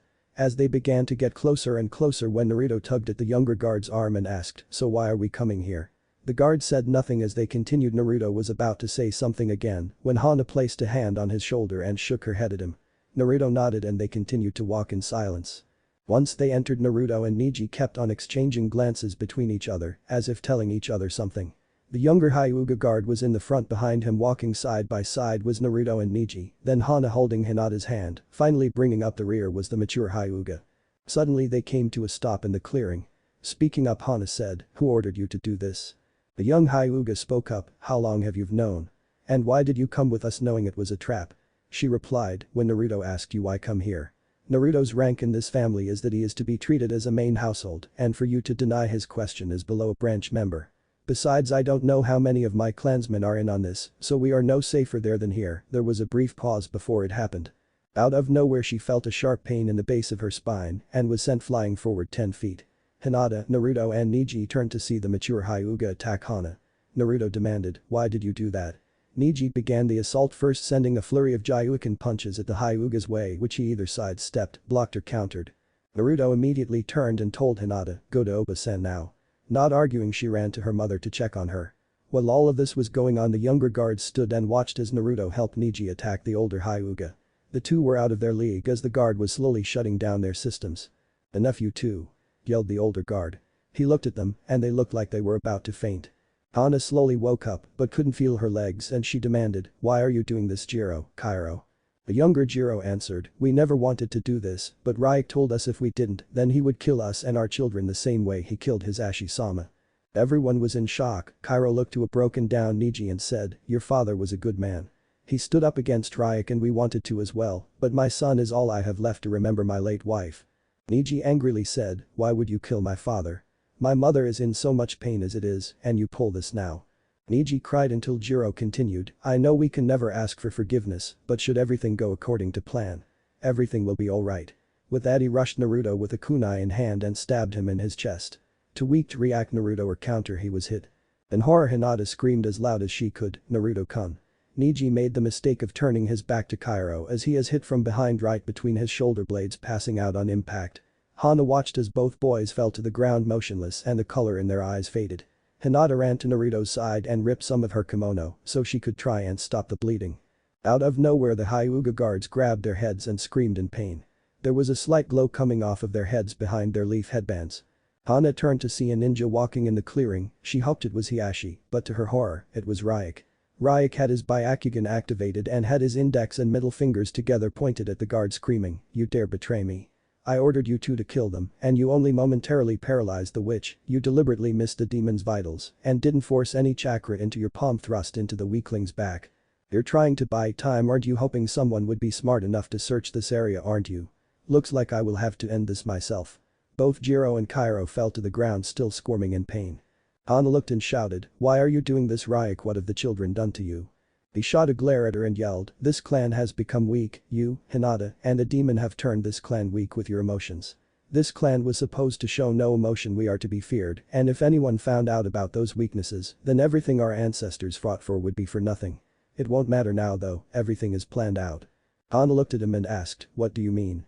With a grin he said, "It's simple. These two were set up a plan to kill the Kyuubi. They lure him here. You, Hinata, and Neji were witnessing all of this and bravely follow and try to help. The two are forced to kill you to keep you quiet, not being able to get over killing the clan head's wife and daughter, as well as the branch family's head son, and fear of Ibiki. They decide to take these pills filled with a potent poison. The Ashi, heartbroken, will be forced to train your daughter Hanabi to be the emotionless heir, and everything will go on as it should. I have it all planned out. These two also will be blamed for his Ashi's death as well."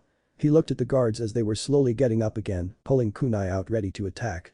He then activated the seal, forcing them to the ground again. Then he felt a sharp pain in his right leg. Hinata had gotten up and hit him dead on his right thigh and behind his shin. He retaliated with a Jaiuken to Hinata's stomach, sending her flying toward Naruto. Hana yelled, "Stop now. Don't hurt my daughter. Kill me if you have to, but I'm begging you, let them go." Hinata, unable to move, gripped her stomach in pain, looked over at an unconscious Naruto, and whispered in his ear, "I love you, Naruto-kun," before passing out in pain. "No, I will let you sit there and watch as I finish off these two children and the demon Uzumaki. By the time reinforcements arrive I will be gone, so I must wrap this up quickly. My stand-in won't last long." He slowly walked over to the kids. Then it happened. The guards, Hana and Ryuk, felt a surge of killing intent. They didn't know where it was coming from, all they knew is it was serious. Naruto's mindscape. "Where am I?" Naruto awoke in water that went all the way up to his ankles.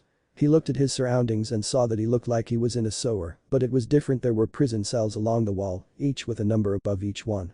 He walked for some time, peering inside the cells to see nothing in each one before hearing, "Follow my voice." Naruto looked around but saw no one. He heard the voice again. This way he began to run to find the voice. After a minute of searching, he found a massive cage with a paper on the front hat, red seal. Naruto looked around for the voice and found nothing and was about to leave when he heard, "Do you want to protect everything that is precious to you?" Naruto slowly turned around to see glowing red eyes and he fell to the ground in shock. "WWW, who are you?" Naruto said in a frightened stutter. "Not important right now. You didn't answer my question. Do you want to protect them because that little Hyuga girl is in danger?" When asked that, he forgot all about the giant glowing red eyes in front of him and all of his fear disappeared. Without a second thought he said, yes, I want to protect her."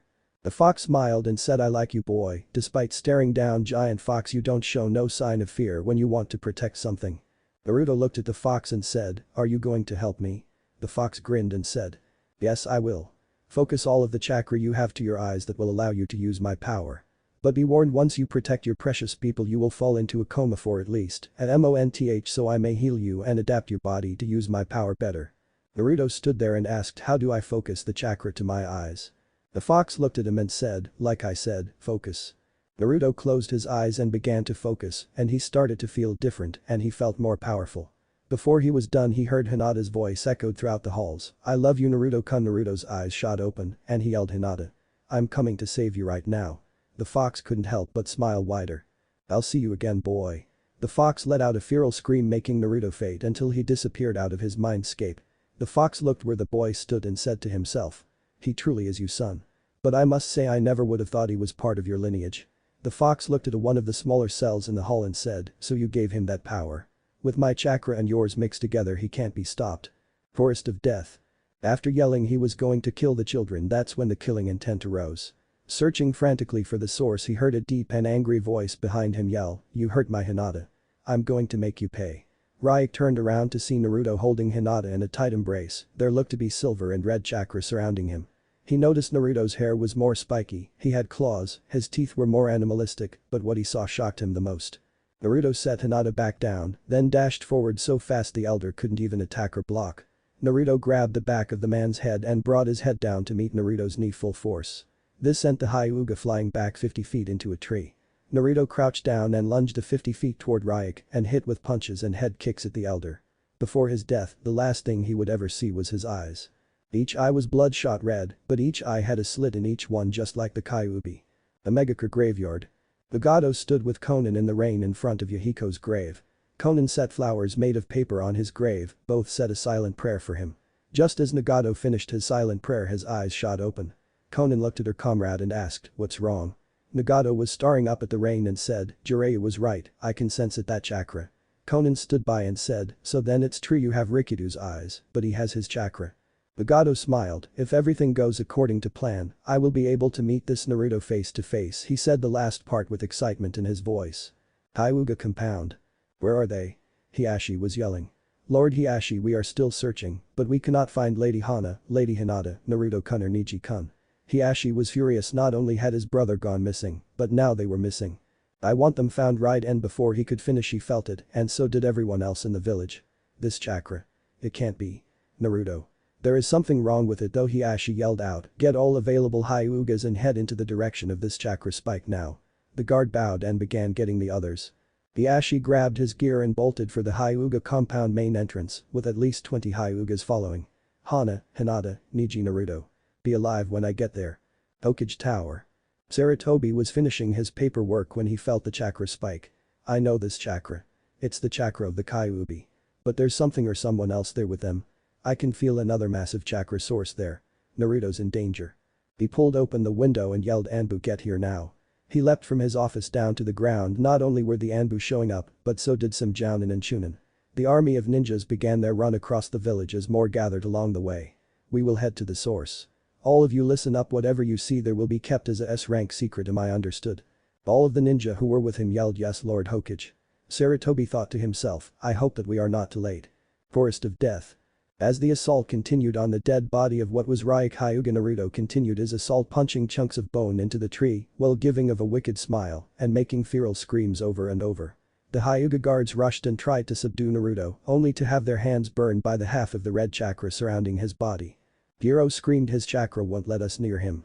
Kairo looked at his and Jiro's bleeding hands and noticed Naruto wasn't doing anything, just standing there looking at the dead body of Ryuk.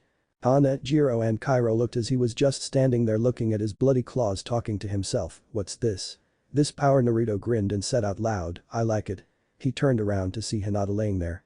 He slowly walked over to her, passing the two Hyugas. Jiro and Kairo took out their kunases ready to throw them when Hana stopped them. Wait.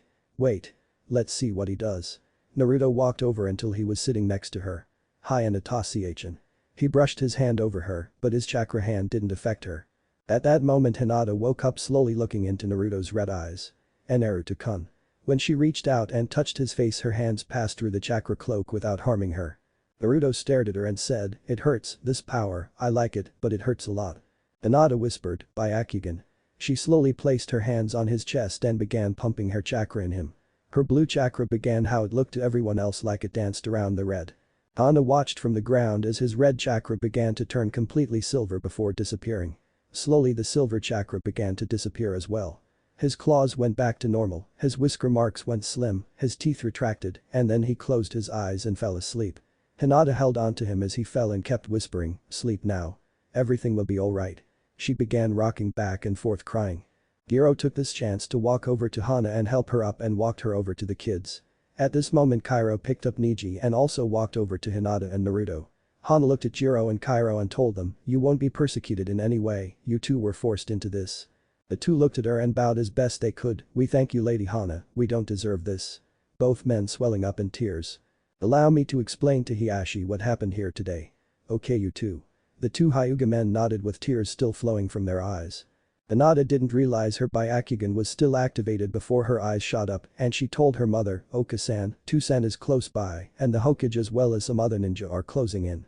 Hana, Jiro and Kairo all activated their Byakugans and were relieved to see that reinforcements had arrived. Naruto's mindscape. Naruto was again within his mindscape but this time he was in front of the cage. The Kyuubi watched as he slept and kept a protective guard over him. You act just like them. Naruto slowly began to wake up and made eye contact with the Biju. Well, good morning, Warden. Where am I? Physically you're in Konoha's hospital. Mentally you're within your own mind. Naruto sat up, how long was I sleeping for? The Kyuubi looked at him and said, 2 days. Give it another 3 and you will awaken. I have been healing you quicker than I intended to. I know I said month, but I will heal you faster. I don't really like hospitals. Naruto could see the full body of the Nine Tails. He was at least 100 meters tall, with reddish-orange fur, 9 tails slowly waving in the air of its cage, and red eyes with black slits in them. Naruto looked at the fox before him and asked, "Hey, are you by chance the demon who attacked Konoha 8 years ago?" There was an awkward silence until, "Yes, I am the one and only Kyuubi no Kitsune." Naruto wide-eyed and said, "But the 4th Hokage killed you, he sacrificed himself to kill you, how are you alive, and why are you in my head?" The Kyuubi laughed and said, "I can't be beaten so easily. 5 cities full of ninjas couldn't kill me, an army of the daimyo soldiers couldn't kill me, out of those 5 cities 2 had cages in them and they couldn't. You can't surely believe that the Mizukage and the Hokage could win, so instead the 4th sealed me away inside a newborn baby you." Naruto looked shocked and couldn't believe what he just heard. So everything I was told about that battle was a lie. My life was a living hell because you were sealed inside me. Kyuubi nodded. That must be why everyone calls me demon and monster. Kyuubi spoke, "No, they mean to call me those things. You are a normal 8-year-old boy." Naruto's fear and depression disappeared and he said, "I thought that you were evil. So why help me?" I was evil. When I was sealed inside you, the 4th Hokage separated my good half from my evil half. The good was sealed in you and my evil was, well, let's say it was eaten." Naruto looked and said, "Eaten by what?" Kyuubi only looked at him and Naruto decided that it was a touchy subject. Naruto didn't want to but asked anyway. "Why me? Why seal you inside me? Couldn't the 4th have found some other baby?" Naruto began to tear up, "Why would my parents allow that to happen to me?" "That I cannot answer. Only the ones who live outside your mind know that answer. By the way, you should be proud of your girl." Naruto's eyes widened, "What happened to Hinata? Is she safe? Is she okay? Where is she?" The Kyuubi couldn't help but smile. "To answer your questions, she forced her chakra into you after you mauled the Hyuga elder, forcing my chakra back inside you. She is safe. She is okay. And she's always at your hospital bed." Naruto breathed a sigh of relief. Kyuubi silently thought to himself, that girl is tough. She forced my chakra back into my system using willpower, determination and love. Silence was in the air before the Kyuubi spoke again. "We have 3 days to spend together with each other. Let's make the best of it and pass conversation." Naruto, looking at his prisoner, nodded. He decided to ask, "What's in those smaller cells down the hall?" Kyuubi looked at the ones visible to him and told him. "Those cells hold all of your most painful memories that you subconsciously locked away, hoping for them never to resurface." Naruto only looked at those cells and told himself he was safer with Kyuubi than with those memories. Naruto's back was facing Kyuubi, so he didn't notice Kyuubi staring at a cell in particular. Outside Konoha village the day of the attempted attack. "Over here, we found him." A man wearing an Anbu mask with a black cloak on called over 3 more Anbu. Pointing at the dead body of his Ashi. "Are you sure this is his Ashi Hyuga?" The Captain Anbu nodded. "Take him to Konoha's morgue, I will report back to the Hokage and Hiashi-sama. Make sure no one sees you." A more masculine Anbu picked up his Ashi's dead body and they then headed back to Konoha. Konoha Hospital. Naruto and Neji were sharing a hospital room. The two received numerous flowers and gifts from their classmates. Neji woke up the day of the attack, but under Hiashi's orders, he was to stay for at least 3 days. Hinata had snuck out of her hospital room and went to their room and laid on the bed with Naruto, singing a lullaby to him as he slept. Neji, who watched the whole thing and couldn't help but drift off to sleep listening to Hinata's lullaby as well. From the hospital door, Sarutobi, Hana, Hiashi and Kanda were watching as Hinata was being protective of him as he slept. "Hokage-sama. Am I to assume that the whole situation in the forest is taken care of?" Hana was holding Hanabi in a wheelchair, which was only temporary until her system from her waist down returned to normal. I reported to the rest of the council members that he was being trained in controlling his Biju. Some bought this idea, while others took more convincing, but decided it was best not to ask any more questions. The ninja and villagers who felt his chakra think that we were testing everyone to have a feel for chakra spikes. What did you do with the two Hyuga guards who took them there in the first place? The Ashi looked at Hana, who only smiled at him. They have been forgiven for their crimes.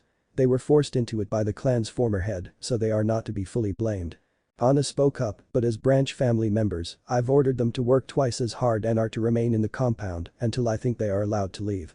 Sarutobi had his pipe in his hand and refrained from lighting it. How long does Tsunade give Naruto before he wakes up? Hana looked at the Hokage. Lady Tsunade says he should wake up sometime this week. His body wasn't used to this sudden change in chakra. Hana looked back into the room. We have Hinata to thank for keeping Naruto under control. She watched as Hinata kept brushing her hand through his blonde hair. The Hokage looked at her before asking, about that. What did his chakra look like? Hana made eye contact before answering. His chakra was. Well, it was a combination of red and silver. I can't explain it, but the red was wild and out of control, while the silver was moving slowly and calmly. A third spoke up. If I remember correctly, there was a ninja in the archives whose chakra wasn't blue, but it was said to have been a kind of metallic silver. Is there a connection between Naruto and the other ninja? The Ashi spoke. What is this ninja's name? Sarutobi replied, I can't remember his name. I believe Jiraiya might know his name. At that moment, a woman with short black hair walked over to them with a clipboard in hand. Lord Hokage, the Anbu who were sent out to find his Ashi have returned. This caught their attention quick. Hana spoke up first. Where is he, Shizune? Shizune took a minute before saying, his body is in the morgue waiting for examination. Hana wheeled over to Kana and brought her close enough to hug the crying women. The Ashi told them, his Ashi will have a hero's burial in the Hyuga graveyard in 2 days. No one else wanted to speak. They all slowly entered Naruto's room. Sarutobi sat next to Naruto's bed, and Hana was closer to Hinata, rubbing her daughter's head. Hiashi and Kana were by Niji's side. Kana looked at the one great gift her and his Ashi ever gotten. Shizune was standing outside, smiled and closed the door, continuing her daily routines. Naruto's mindscape after 3 days. So do you understand? That's how you can tap into my power momentarily. In the time the two spent inside Naruto's mind, Kyuubi was explaining some moves he had knowledge of and how to control his power, even if it causes harm to him. Oh, I see now. Thanks a lot again, Kyuubi-senpai. Kyuubi chuckled that this boy was so respectful. Naruto, when you reach the age of 12, I will train you in transforming and control of my chakra so that you don't always end up in the hospital. Naruto's eyes gleamed and said, that sounds awesome. Why can't you tell me now? 1. Your body can't handle the strain. 2. We don't have that kind of time. You will wake up soon. A little disappointed, he looked down. Don't worry, we can still talk through a mind link, only you will be able to hear me. Just think of whatever you want to say to me and I will hear it. I can't thank you enough for helping me save Hinata and everyone else. Thank you again. Naruto looked at his hands as they disappeared. What's happening? You're going home. Before I forget. Ask them about your silver chakra. Naruto looked at him confused. Ask them about it, and you will have your answer. Naruto nodded as his body disappeared. Kyuubi at the last minute yelled, there are 8 more. After Naruto completely disappeared, Kyuubi looked at the same cell he looked at when Naruto first asked him about them. I think that boy will do great things. What do you think? From inside the cell he was staring at, which had a number 1 above it, a shadow figure walked into view. It's one of those things where you can only see a silhouette of the person. Konoha Hospital 2 days later. 11 o'clock at night. Naruto began rolling a little bit. Niji was released the day before for his father's burial. Still heartbroken of his father's death, but felt he should be by his brother's side, vowing to never let another precious person to him suffer or die. He was reading a scroll that was about the rotation technique when he noticed Naruto moving. He arose from his seat and made his way to the bed Hinata and Naruto were sleeping in when he yelled out to the Hyuga guard standing by, hey, Naruto's waking up. The guard standing outside came in. One of the guards looked at the other, inform Lord Hiashi the boy is waking up. Naruto's eyes slowly opened. He was laying at an angle so that the first thing he would see would be Hinata. Naruto's eyes opened to see her sleeping next to him. He blushed slightly before thinking, what a way to wake up. Konoha Hospital. Naruto was being released from the hospital the morning after he woke up. Hinata went to Naruto's room to escort him back home. When she went inside, she saw Tsunade and Shikamaru by his bed as he was putting his shirt on.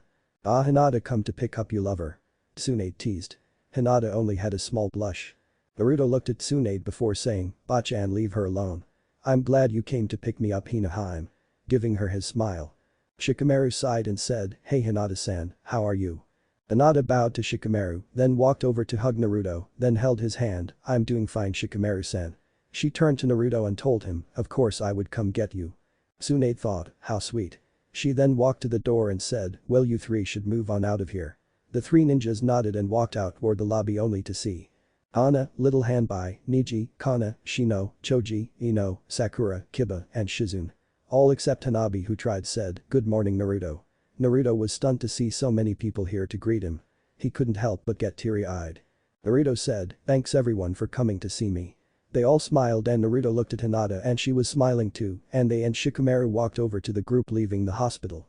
The Noha's main entrance. A tall broad-shouldered man wearing a green outfit with a long red vest, a big metal forehead protector and 2 red lines going from his eyes down his face. When he entered he said, "Feels good to be home after a whole year. I wonder how my godson is doing. I should go visit him after I see the cage."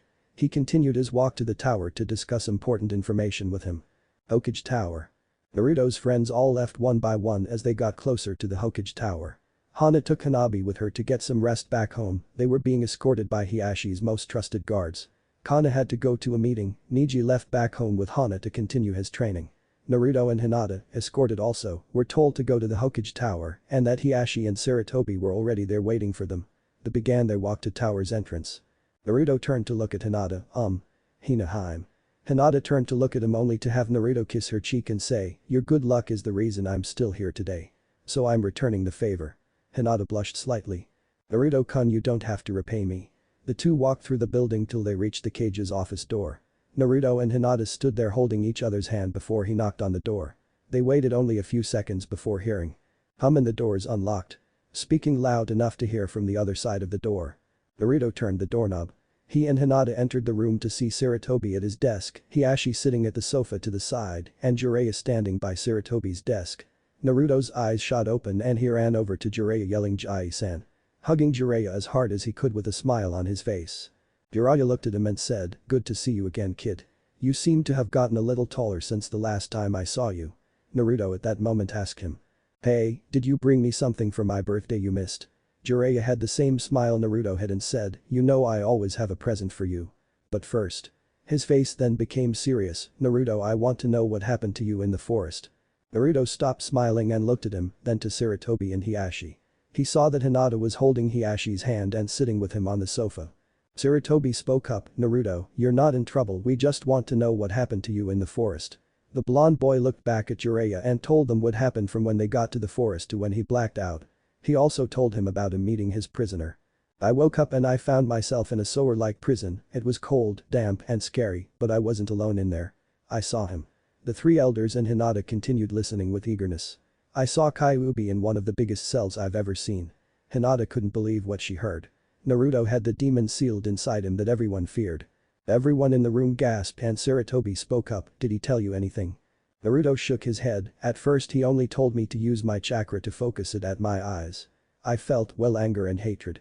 Hinata was still shocked and some tears were visible, but she wasn't afraid of him. She felt her father tighten his grip, Hinata looked up at him to see him mouth the words, "Don't be frightened." Everyone heard Naruto say something, but everyone turned to him again and listened. Something felt strange. Some parts of my mind told me to kill, while the other parts that were calm and made me feel sincere told me to hold back after I attacked. Jiraiya asked Naruto. "If you could say the color of your rage chakra you felt, what color would you say it was?" Naruto said, "Red." "What about the color of the calm side?" Naruto paused, "I'm not sure how to say it. It felt like it was silver." Sarutobi looked at Jiraiya then turned to the kids and said. "Naruto, Hinata. This is to be kept between the 5 of us, this is considered an S-rank secret, it is not to be spoken outside these walls." "Understood." The 2 nodded and Hinata moved over to hold Naruto's hand. Hiyashi told the 2 kids, "You 2 can go home. The Hyuga guards are waiting outside for you too." He walked over to them, leaned down and kissed Hinata on her head and said, "Remember, kiss you mother once for you," then kissed her again on the same spot and said, "And twice for me, okay?" Hinata smiled and told him. "Okay, Two-san." Hiyashi turned to Naruto, "Don't feel no ill will toward the 2 Hyugas that took you to the forest, they were forced to do it, so don't hold it against them. When I get home I want you to take it easy." Naruto nodded and turned to Jiraiya, "You'll come by too, won't you, Jiraiya-san?" Jiraiya nodded, "Yay. I will come by and teach you some cool jutsu. I will also give you your present too." Naruto smiled and pulled Hinata out the room, but turned again and asked, "By the way."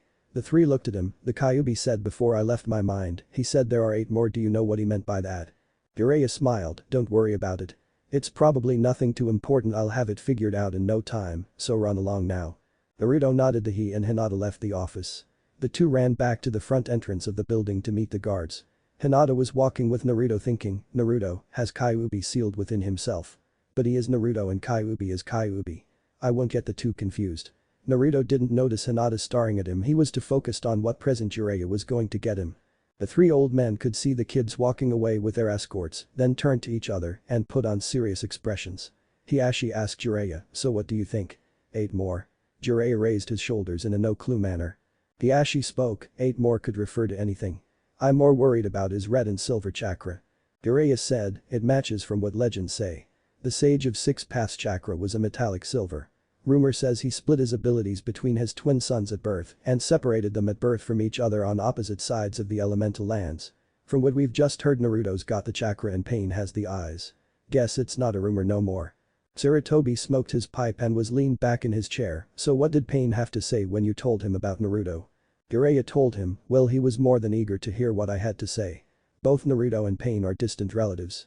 Pain has the Dojutsu, while Naruto has the chakra. I'm not sure what either side of their powers can truly do. Naruto has the blood of the Uzumaki clan who descend from Rikido, the Namikaze blood who are one of the first 20 organized clans in the ninja world, the Great Sage chakra, and he has the Nine Tails demon chakra. Things won't stay quiet for long.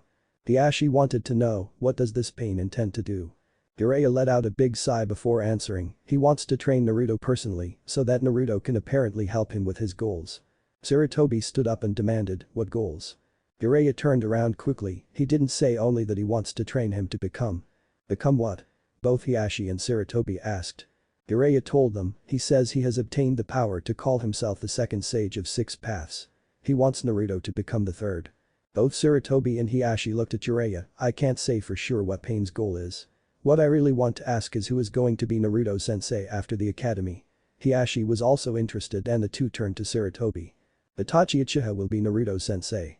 He put in a request at the beginning of Naruto's first day at the academy. Hiashi gritted his teeth at the name, why would he want to train him? Jiraiya happily announced, doesn't matter, well everything is good then. If Naruto is with Itachi, then if Pain is that desperate to get to him, then Itachi could possibly hold him off long enough for him to get away. Sarutobi looked at Jiraiya, do you really think Itachi could win against Pain? I said he could hold him off, not win. People in AIM said that Pain was the one who finished off Hanzo and all of his followers by himself. Sarutobi frowned, then surely only you or myself would be able to do any real damage to Pain if he comes to the village for Naruto directly. What a situation we have. Jiraiya silent before taking his leave, well this meeting was fun, but I have to give Naruto his late birthday gift. Before that though I'm going to go do my research. The Sannin took his leave leaving both Hiashi and Sarutobi frowning.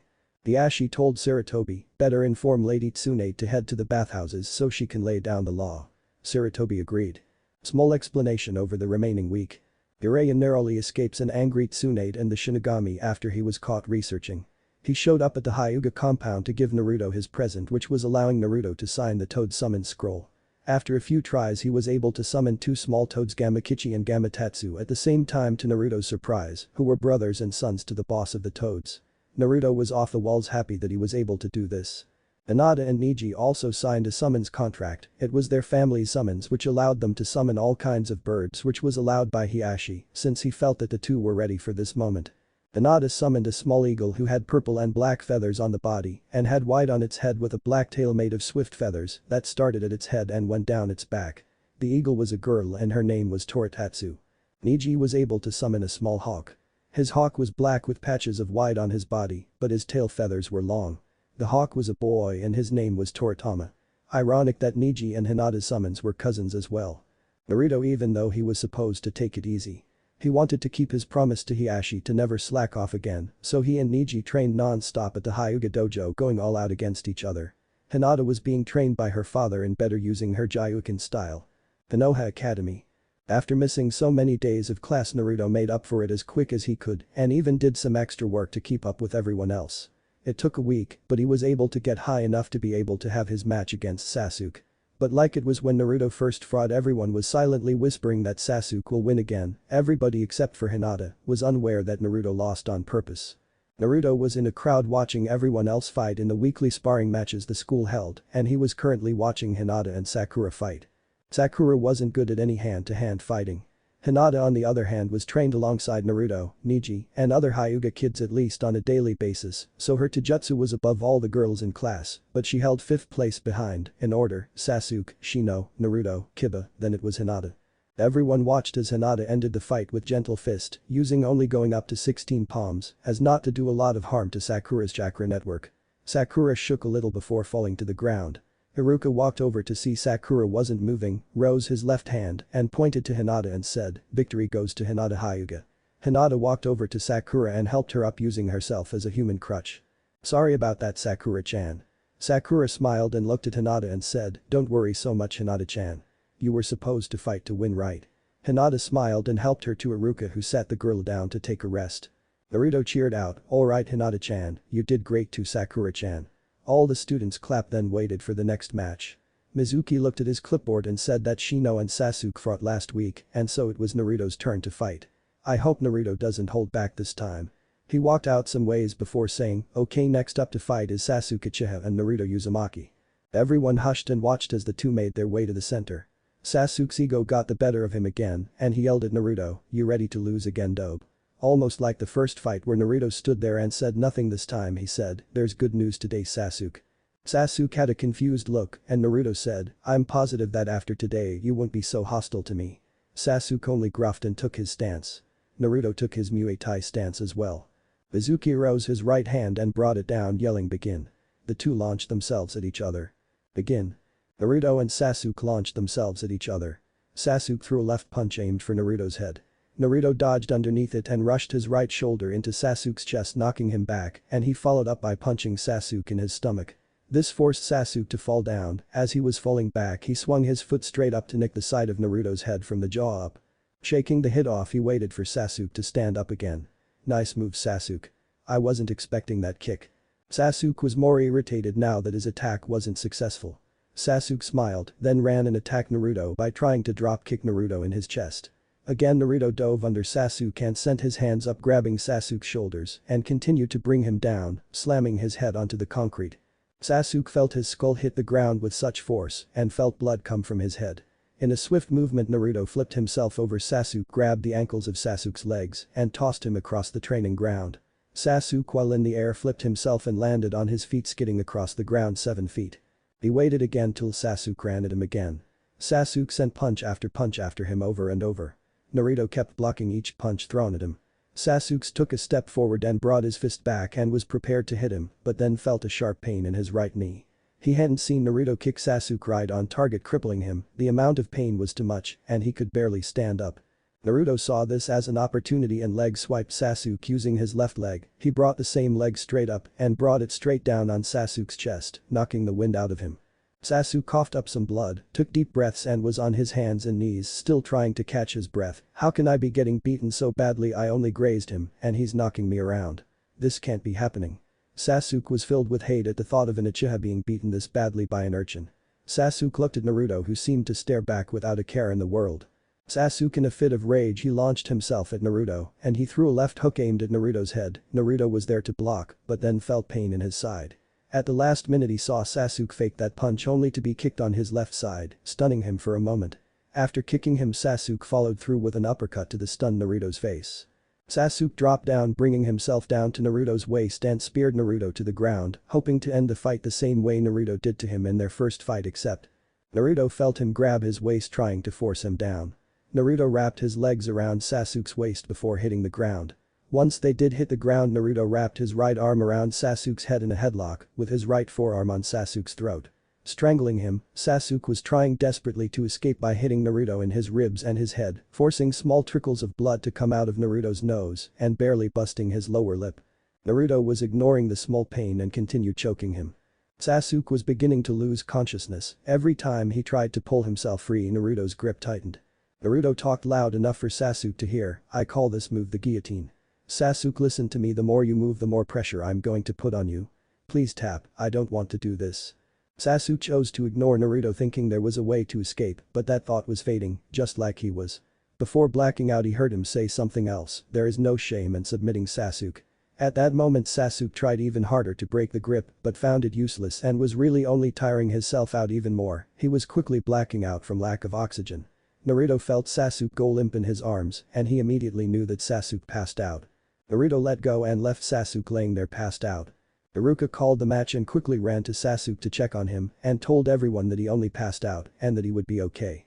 Naruto heard the students badmouth him and call him names over and over, but he learned to ignore them and was more focused on the unconscious Sasuke.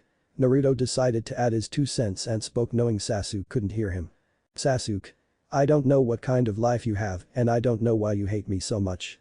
So I can only think that after this fight there is no way we can be friends. From this moment on Sasuke, you are my enemy just like how all Uchiha are the enemy to the Hyuga. Naruto stood up slowly and walked away to where Hinata and the others were waiting. Hinata gave Naruto a hug and gave him a kiss on his cheek. You did it Naruto-kun. I'm so happy. Ino was stunned at how Naruto refused to badmouth the students. Turning to her friend she asked, hey Sakura. Sakura looked at Ino, has Sasuke really ever talked to any of us? Sakura looked confused and shook her head, no. But that's why me, you and all the other girls are fighting for his attention, so that he would talk to us. Ino had a hard time believing that she could like him after everything he does to ignore them and consider himself above everyone in the school. Looking at Naruto at how happy he is surrounded by the ones who appreciate him, she began to think, maybe I should get to know Naruto-kun a little more instead of trying to get attention from a lost cause. She smiled inwardly. Shikamaru walked over, well you're number 1 again how troublesome. Being in the rank I'm in I won't have to worry about fighting you, Sasuke, Shino, or Kiba. Kiba happily yelled out, you better watch out Naruto I will be coming for that rank soon enough. Shino told Naruto, be prepared I want to fight you the most out of everyone here. Ino walked over to him and smiled, you were awesome out there Naruto. Naruto blushed at all the praises he was getting from his friends. Then he heard an all-too-familiar voice, that was a good fight kid. He smiled and answered, in thought, thank you Kyuubi-senpai. Forget all the names these worthless students are calling you. I'm glad that you took down the Uchiha brat again. Kyuubi was smiled wide. Yay, I just hope that we could have become friends. Upon hearing Naruto say this he interrupted, don't let you guard down around any Uchiha. No matter who he or she is. Naruto thought, why? Kyuubi sighed, I'll tell you another day. For now celebrate your victory with your true friends. Cutting their conversation with each other Naruto was happy thinking about what he just said about true friends. The ones around him that cared deeply. Mizuki had walked over to where Iruka and Sasuke were and the two began to talk about the ending of the fight. Mizuki kneeled down next to Sasuke and picked him up.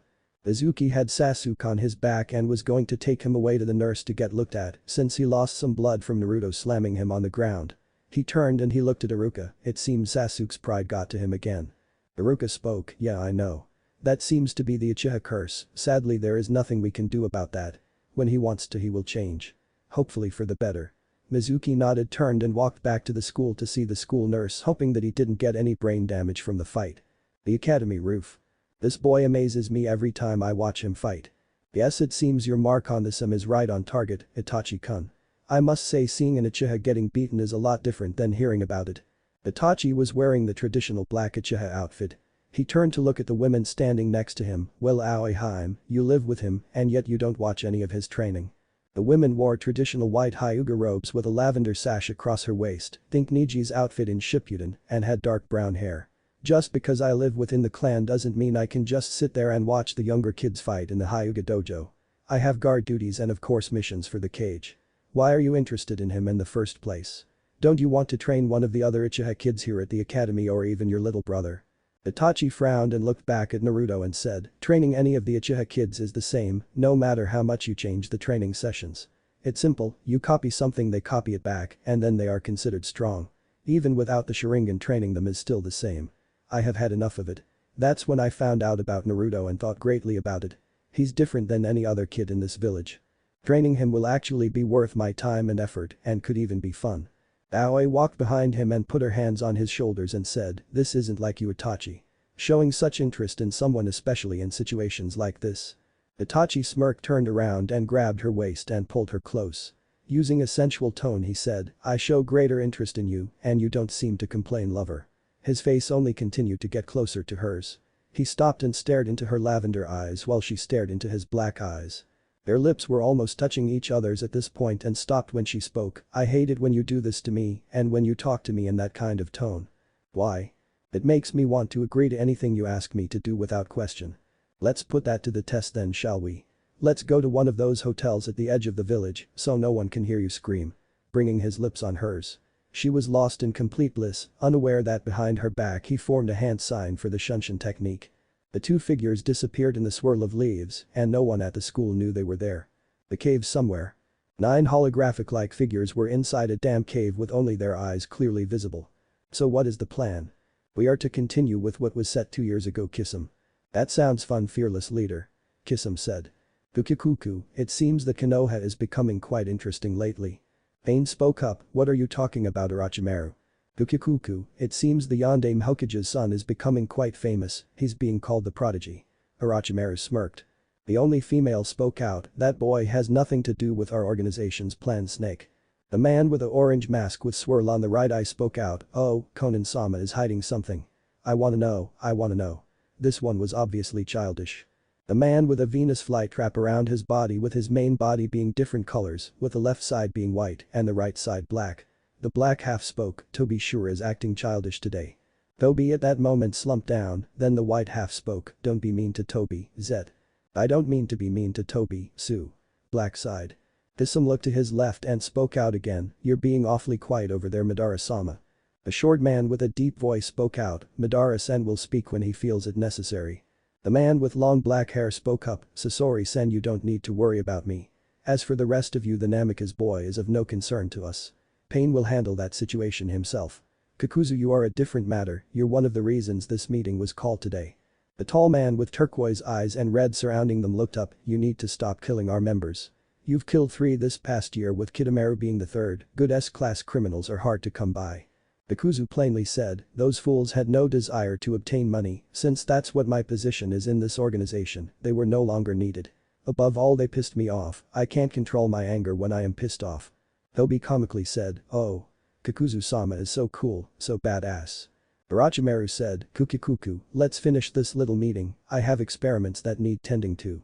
Pain nodded his head, very well, Orochimaru and Sasori will be paired with each other, Toby and Kisum will be teamed up this time, Zetsu will be off on his own as usual, as will Madara. Finally Kakuzu will work alone until I can find him a replacement partner. Everyone agrees as to who their partner is. Everyone nodded, good. Conan and myself will continue operations in Namekigar, Madara will continue his guise as Yondaime Mizukage, Kakuzu will obtain funds for our organization, and Orochimaru, Sasori, Toby, and Kisum will gather information on the remaining 8 Biju. Zetsu, you will be the messenger and will send the information that those 4 find and bring it back to me. Each member agreed and each of the members' images began to disappear, leaving only Conan and Nagato behind. Conan turned to him, Pain, we need to handle Orochimaru, he could be a problem if he intends to try and break off from us. On top of that we need a teammate for Kakuzu as a 10th member. Nagato sighed and replied, Orochimaru can't do anything on his own. I will handle him should the situation arise. And as long as the Sandaime and Jiraiya are near Naruto, he won't try anything. Conan nodded and added, what about Madara? Nagato shrugged, Madara is no problem, he believes he has me dancing in the palm of his hands. My goals are my own and I will deal with Madara when the time comes. Right now let's just find our new member. If Orochimaru tries to take issues in his own hands, then 2 members. After their talk the 2 figures disappeared out of existence. Konoha. Hyuga compound. Naruto was hanging out with Hinata in the dojo. A lot of things have happened since we meet Shikamaru and the others at the park that day. Hinata said. Naruto nodded. We don't really get any time to really hang out like we used to. She said. Naruto spoke up, that's gonna change, the day we graduate the academy I will be strong enough so that no one would want to challenge me and we will have all of the time to hang out with each other. Hinata only giggled and replied, Naruto-kun, you know you can't have a life as easy as that. But Naruto-kun, you never talk about what you really want to do when you get older. What are your dreams? Do you want your own clan, become a well-known jounin, an Anbu captain, or how about Hokage? Naruto gulped and said, never really thought about it. He said with a stutter. Hinata stared at him and had a sly smile, Naruto-kun knows something he's not telling me. She turned around and he began to tickle him. Naruto laughed, trying to stop her until for what seemed like forever, but it was only a minute she stopped, oi, Hinata-chan, there's only one thing I only want. Hinata smiled and listened. Naruto looked at her, blushing some, I don't know about having my own clan, I will become a well-known jounin through my hard work, being an Anbu wouldn't be all that fun, and I don't want to be Kage. The thing I want is to spend my life with Hinata-chan. Hinata stared at him and was calm and happy, but deep down she was jumping off the walls happy. She pecked him on his cheek with kiss and said. I like that dream, Naruto-kun. Naruto smiled and laid down to sleep. Hinata watched him fall asleep and she laid on his stomach and fell asleep too. Naruto was sent to his mindscape to talk with his friend, while Hinata felt like she was being pulled into a place she was not familiar with. Naruto's mindscape. Hinata seemed to wake up surrounded by water. She took a quick look around and she saw prison cells with numbers above each one. She began to panic when she heard a deep voice. This way girl Hinata turned around to hear the voice but saw nothing. Looking down she saw a thin red chakra wire going in one direction. She followed it for some time until she came to a giant room with a huge cage in the room. Hinata stared wide-eyed at the cell until she felt a hand on her shoulder. She let out a screech, turned around only to see Naruto. Hinata-chan, how did you get here? Naruto couldn't believe she was in his mind. I'm not sure Naruto-kun, I just woke up and I'm here. Where is here exactly? Naruto paused for a minute and was about to answer when they heard. I brought her here. At the deep voice Hinata ran and hid behind Naruto and saw a giant fox staring at them. Why would you do that Kyuubi-senpai? Naruto asked setting his hand on Hinata's. I was curious, I want to know about the one who can restrain my chakra. Kyuubi said. Hinata began to stutter, I don't know what why you mean. Kyuubi laughed a little. So what you did in the forest when you were in the forest was nothing. He said chuckling a little. Naruto spoke to her, Hinata-chan, you don't have to be scared of him, he's a really cool fox. He's a friend. Hinata looked at the fox stood away from Naruto bowed to Kyuubi. And nice to meet you Kyuubi-san. My name is Hinata Hyuga. Kyuubi chuckled again. Oh I like her, she is just like you kid, she has good manners as well. Naruto blushed and rubbed the back of his head. Tell me girl, do you know anything about Michi Hyuga? Hinata shook her head. I see, Beckus, in my lifetime before I was sealed, she was able to do the same thing you did to Naruto. She could calm my chakra by touch or by singing a song. Naruto added to this, wasn't there a saying about music soothes the savage beast? Kyuubi nodded slightly, not really wanting to agree. Hinata asked, what does my ancestor have to do with me? Kyuubi replied, maybe you have your ability to calm beasts like myself. Since that is the case, all I ask is that if I lose control to my anger, my chakra spills out and it will affect Naruto. His body won't be used to the surge of energy and it will hurt him. He stared at Naruto who only looked confused, should that happen he will also lose control also, he won't be able to tell who is friend or foe, he will destroy and kill every living thing in the area. So all you need to do is the same thing you did in the forest to calm him down and myself. She took this moment to grab Naruto's hand and nodded, without a second thought would I hesitate to save him. Kyuubi added. I want you to promise me that you will. She walked up closer than Naruto's been to the cage and said, I'll do better. I swear on my life, my ninja way, as well as my position as heiress, that I will save both of you from that fate. Hinata's voice was serious and her eyes were staring at the demon as if looking into his soul. Naruto and Kyuubi were wide-eyed that she showed no fear staring him down. Then Kyuubi laughed as loud as he could. Naruto and Hinata had to cover their ears. I really like you girl, I have no worries anymore. The boy is in safe hands. He was about to turn to fall asleep when he said, by the way, Naruto, Hinata. Both looked at him. You see that cell over there, the one with the number 1 above it? They turned around and nodded. Naruto, you must never go near that cell until I feel you are ready. Hinata, if you're ever in here, will you make sure not to go near it or allow him to go near it, understood? Both jumped back and both said, hi. Kyuubi nodded and told them, good, now you both can do whatever in here until you wake up. Good night. He turned and fell asleep. Hinata grabbed Naruto's hand and said, let's got through your mind some. Naruto protested, no, you just want to see where my hopes and dreams are, don't you? Hinata made a sly grin and began to run off. Naruto yelled, wait Hinata-chan, please don't go poking around in my head. They both ran past the cell 1 door not wanting to make eye contact with it, they ran down until they turned away from Kyuubi's hall. The figure from the cell 1 was again shown in silhouette form. But you could distinctly make out a smile. Short explanation from the first year to final year. Naruto and Hinata woke up from his mind. Hinata got to see things that Naruto seen from when they were young or when she wasn't around. Naruto felt he was taken advantage of. Neither of them told anyone what happened that night. Debo also got something that when they were all 9 years old, he got his dog partner Akamaru, who had cream-colored fur with black spots on his ears. Shino got his bugs from his father. The Ino Shikacho trio learned their family's abilities with Ino also studying to become an interrogator like her father, and Sakura learned a few jinjutsus from her father, who was a jinjutsu specialist, and some medical jutsu from her mother, who was a nurse at Konoha's hospital. Sasuke never got over his defeat against Naruto, as well as being considered second best among the ninja and students who like Naruto, this only fueled his hatred for him even more. Over the years at the academy, the Rookie 9 became stronger, faster, smarter, and better. The 4 years were over, they would soon take their tests to officially make them ninjas. The year before Niji graduated and was put on a squad, his teammates being Rock Lee, Ten, and their sensei Guy Mido. Niji was announced Rookie of the Year before graduating from the academy. Naruto training was harsh, being trained in secret by Kyuubi and trying to better control his chakra to a higher degree, trained by both Jiraiya, ninjutsu, and Hiashi, taijutsu, and he started his own training sessions with Lee and Guy, and he refused to wear the green jumpsuit. He was slowly becoming a taijutsu master, but this didn't stop him from learning ninjutsu and dispelling genjutsu, since he can't do any kind of genjutsu. Hinata's Gyuukin style was flawless and dangerous even to Naruto and Niji if she hit all the right spots. Hinata also learned some medical jutsu from her mother and Shizune. Ino took the stage at trying for Naruto's attention after he defeated Sasuke. Hinata saw this as a threat and the two would fight constantly for his attention. Ino and Hinata saw each other as rivals for Naruto's love and rivals in combat. The two were considered the strongest amongst the girls in the school. Hanabi was 7 years old now and was inspired to become strong like her sister. She got to train along with her sister, Naruto, and Niji, which she was finally looking forward to and couldn't wait for the chance to join the academy and become as strong as her sister, as brave like Naruto, and as skilled as Niji. The time was coming ever closer for the Rookie 9 to drop being students to becoming ninjas. Dawn broke as light spread across the ninja village Konoha. Light broke through the curtains of a certain blonde ninja.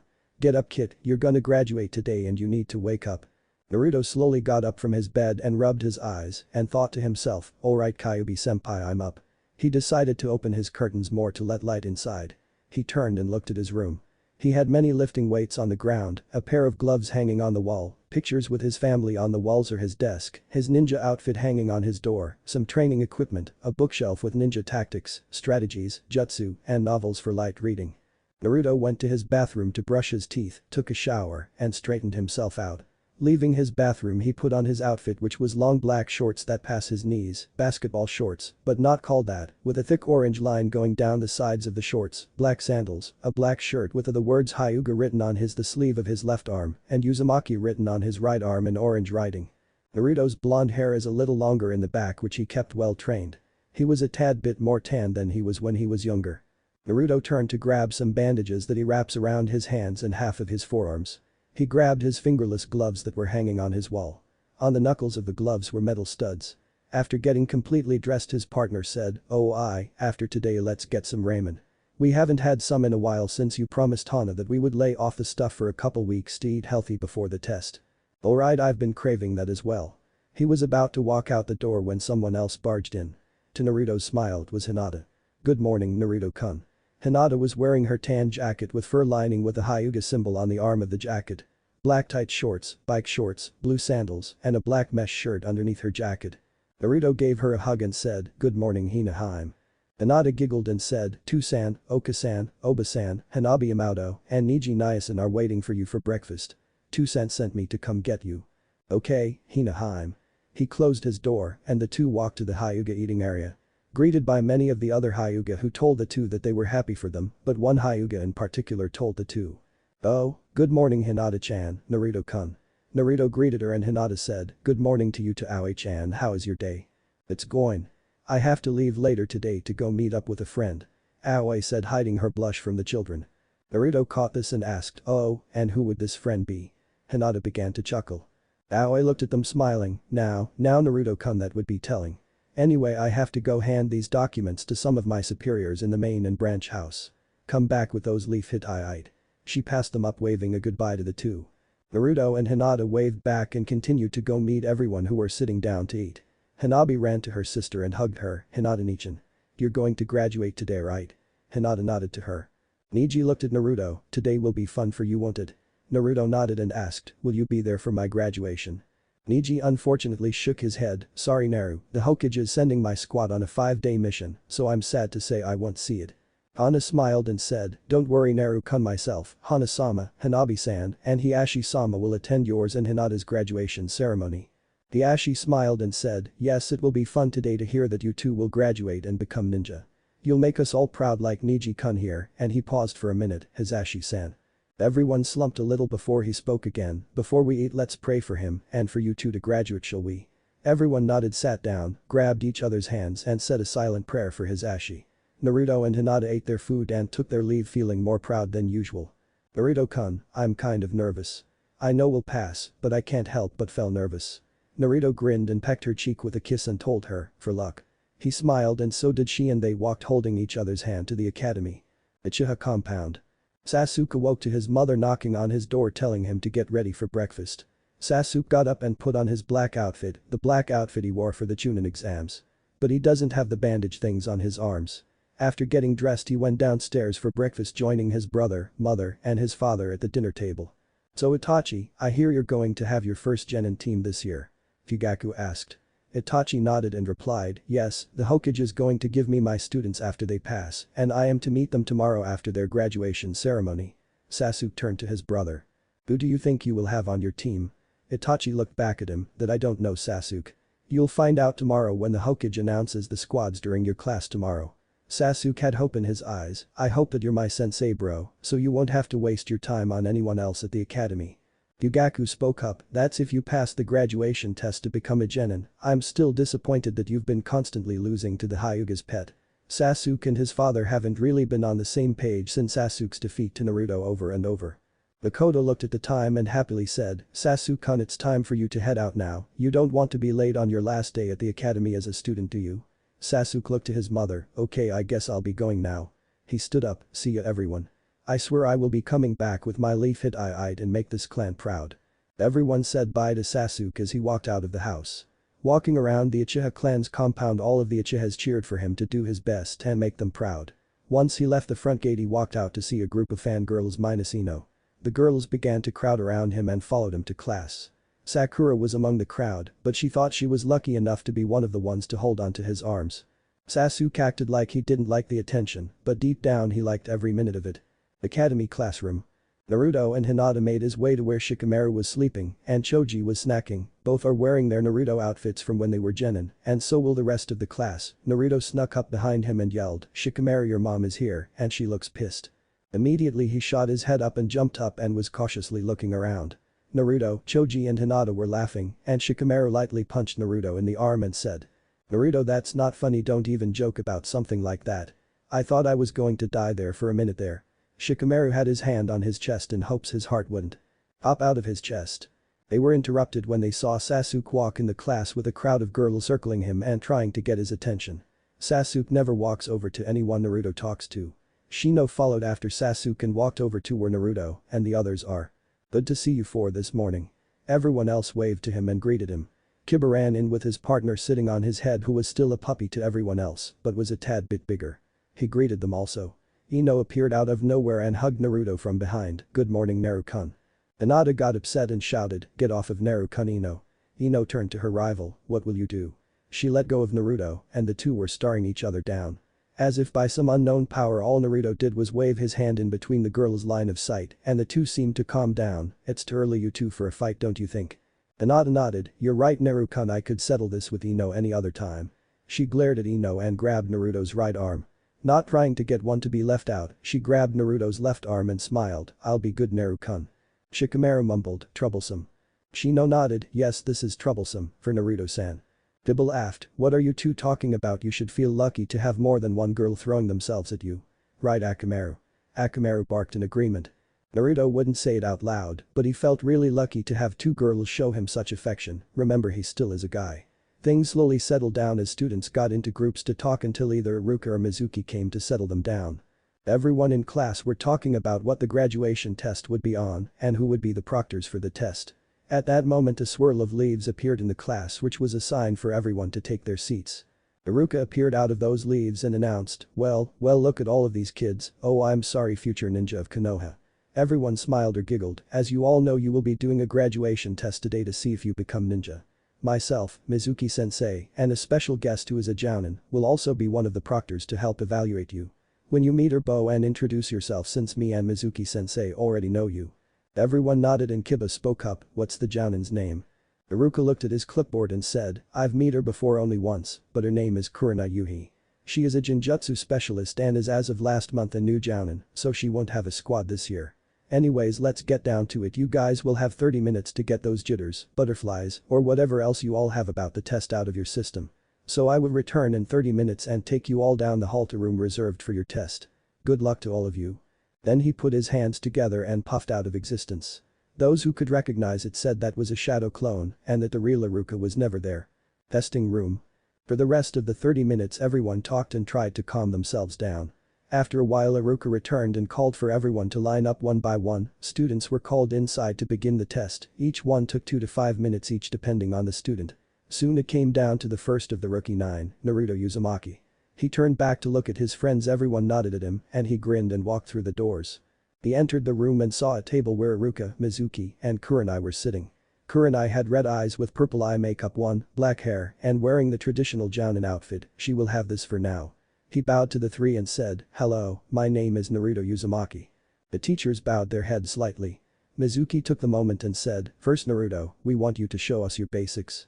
Then if you have anything special you've been working on you can show us which could help you even further." Naruto nodded. Kurenai instructed, "We want to see how good your henge is, so transform into the third Hokage. Can you do that for us?" Naruto nodded again, brought his hands together to perform the seal and said, "Henge." A puff of smoke appeared around him and he transformed into an perfect image of the third. Iruka told him to turn around so they could have a better look. Naruto turned around slowly. As far as the three ninjas were concerned he aced it since it was detailed very well just like a few students before him. He dispelled the henge and Iruka spoke to him, "Now we want to see how your bunshin is. Create for us 2 successful bunshins." Naruto hesitated and raised his hand, sensei." They looked up to him and he told them, "I can't do bunshins." The teachers looked at each other and Kurenai told him, "You know this will hurt your score since you can't do a basic like bunshin." Naruto nodded and replied, "Yes, well me and my Jisan Jiraiya can't find out the reason why I can't do bunshins. So he taught me something else." The teachers eyed him and he continued, "He taught me how to do cage bunshins." The teachers took a minute before Mizuki spoke, "Naruto, that technique is not possible for a student." Naruto made eye contact with him and said, "I really can do it. Please let me show you." Kurenai looked at him wondering if he really could. "Okay Naruto." Naruto broke his eye contact with Mizuki and looked at Kurenai, "If you really could do it, then it will greatly help you, but they have to be perfect cage bunshins." Naruto nodded and did the seal for the cage bunshins. In a puff of smoke around him not 2, not 5, not 7, but 9 figures were standing side by side Naruto. The teachers went wide-eyed and saw 10 Narutos standing in front of them. Iruka was stunned, Mizuki couldn't speak, and Kurenai was surprised. Naruto broke the silence when he asked, "So, did I do good?" Wiping the looks off their faces Iruka said, "You did great Naruto, I'm proud of you." Mizuki and Kurenai nodded in agreement as the clones disappeared. Mizuki said, "Okay, Naruto, you may take your leave now." Mizuki finished. Naruto looked at the three, "Don't you want me to show you something else that could help me pass?" The three said okay and Naruto breathed in and out, he held out his right arm and then chakra shot out his arm. Surrounding his arm was blue chakra that was visible. Kurenai thought to herself in amazement, this boy can unleash large amounts of chakra out his palm. Not even Jounin level ninja can unleash that much chakra from their bodies. I don't even think the Hyugas could do something like this on this kind of scale. Iruka only thought, this is amazing. Mizuki also thought, with chakra this huge he could create a shield around himself as a protection from certain attacks. Naruto's chakra that was emerging from his right arm slowly disappeared back into his body. He opened his eyes and saw that his teachers were just staring at him in disbelief. Mizuki stood up, looked him in the eyes, "You did excellent, Naruto. You can take your leave and call in the next student." Naruto did a formal bow and left the room. The three teachers were adding up his score, still unable to shake off what they just seen. Naruto left the room, looked at everyone who seemed to look at him with anticipation. "I did okay I guess." He looked at Hinata and said, "Your turn Hinata." She nodded and passed him, and before she walked in he leaned to her and said, "Knock him dead Heim." She looked at him and entered the room. She heard the door behind her close and she was alone with the 2 Chunin and 1 Jonin. She walked to the center, bowed and told them her name and the teachers bowed back and told her to perform the henge and bunshin techniques. Once she was done she noticed that they were impressed. Kurenai looked at her, "Would you be showing us your Byakugan to us Hinata-chan?" Hinata nodded and whispered to have it activated and performed her Gyuukin style. Kurenai was impressed by her technique and flawless strikes. Once she stopped the teachers clapped and Iruka asked, "Anything else you want to show us?" Hinata nodded again and bit her finger to let blood show, then she began doing a series of hand signs and slammed her hand on the ground and yelled, "Summoning Jutsu." Suddenly in a puff of smoke a medium-sized eagle appeared in front of them and then flew on Hinata's shoulder and looked around, "What is it you wish for me to do Hinata-san?" The teachers took a minute before Mizuki asked, "So Hinata-chan, you're able to summon creatures?" Hinata nodded, yes, her name is Toritatsu, she can be useful in the field to send messages back between whosever team I will be on in case of emergencies. Toritatsu looked at the teachers and added, and since I'm a special summons I will grow to the size of a caravan, so my skills in combat will improve as I grow as will my chakra. The three looked at each other, Kurenai looked at her, this will be a special case, since this is a valuable asset to your squad in case you do run into trouble. Okay Hinata-chan, you did excellent in this test and like the rest you will find out later today if you graduate and whose squad you will be on tomorrow. You may now take your leave. She said with a smile. Hinata bowed and so did Toritatsu. Afterwards Toritatsu disappeared back to her realm and Hinata left the room and saw her friends and told them, they said I did excellent. Everyone cheered for a minute and Hinata called Shikamaru to go in. Shikamaru passed the evaluation with the most laziest amount of effort but amazed them with his analyzing skills and performed his shadow possession jutsu. Ino went next, she passed as well and performed her mind-body switch on Mizuki, didn't want to but agreed to in the end. Koji appeared next and passed his test barely and performed his multi-size technique. Shino was next after. With no problem and no emotion passed his evaluation and grossed the teachers out with his parasitic insects. Biba barged in as Shino was leaving, like Choji he barely passed. Him and Akamaru performed by showing their beast mimicry. He walked out like he was on top of the world. Sasuke went next and performed perfectly. He showed off 2 fire jutsu techniques that had to be done with Mizuki on guard with his water jutsu ready. Sasuke performed his dragon fire jutsu and his new 1 mini fireball jutsu, he shoots 5 fireballs the size of baseballs. Less power but fast. Sakura went last and passed her test as good as Ino. She asked that Kurenai be the one so she could demonstrate her Jinjutsu on since she was a Jinjutsu specialist. After they went and every one of the other students went in, everyone went back to their classroom and waited for their proctors to return. Classroom. Then Kurenai, Mizuki and Iruka appeared with a table from the room with a sheet on it. Everyone returned to their seats and waited. Kurenai stepped up and said, first off, you all did great. As you can see behind me we brought with us a table and I'm pretty sure you guys can guess what these are. Iruka pulled the sheet off the table and there on the table were leaf hit-ites. Kurenai spoke up, I will call your names and you will come up and accept your headbands and from this moment on you will be ninjas. She held up her clipboard and said, I will start from the lowest score and work my way up to who impressed us the most during the test. She called all from the students at the bottom, each student accepted their headbands from either Iruka or Mizuki since the 2 switched off until she got to the 9 rookies. Number 9 is Shikamaru Nara. Shikamaru stood up and lazily walked to the table where Iruka and Mizuki were standing. Mizuki handed him his headband and Shikamaru tied it to his left arm. Number 8 is Choji Akimichi. Choji happily walked to the table and grabbed his headband from Iruka and put it on his head. Number 7 is Kiba Inuzuka. Kiba was jumping and yelling that he passed, ran to the table and walked to Mizuki and grabbed it and tied it to his head. Number 6 is Sakura Haruno. Sakura had a smile on her face and grabbed her headband from Iruka and tied it on top of her hair to hold back her pink hair.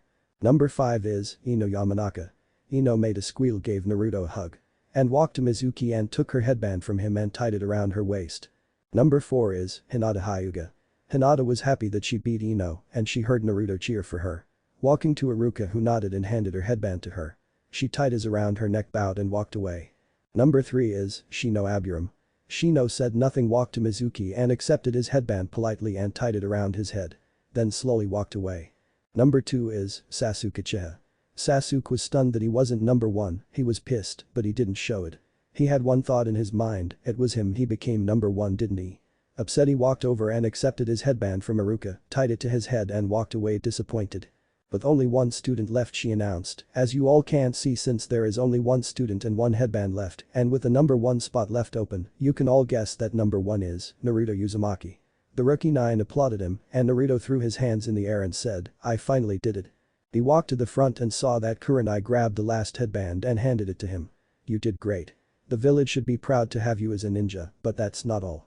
Kurenai turned around and pulled out a small plaque that read Rookie of the Year with his name spelled out underneath it. She looked at the stunned boy, you also became Rookie of the Year, this is something special. Naruto was speechless, he grabbed his headband and wrapped it around his head and grabbed his plaque and couldn't wait to show it off to everyone at the compound. Iruka announced, all of you passed this year. Not 1 student in this class failed. You should all feel proud of yourselves. And I'm proud to call you all comrades. He said happily. Mizuki added, now I'm sure you all want to run out of here screaming across the village, I know because my class did it too. But when you all become a higher rank I will be happy to fight alongside you on any of the missions.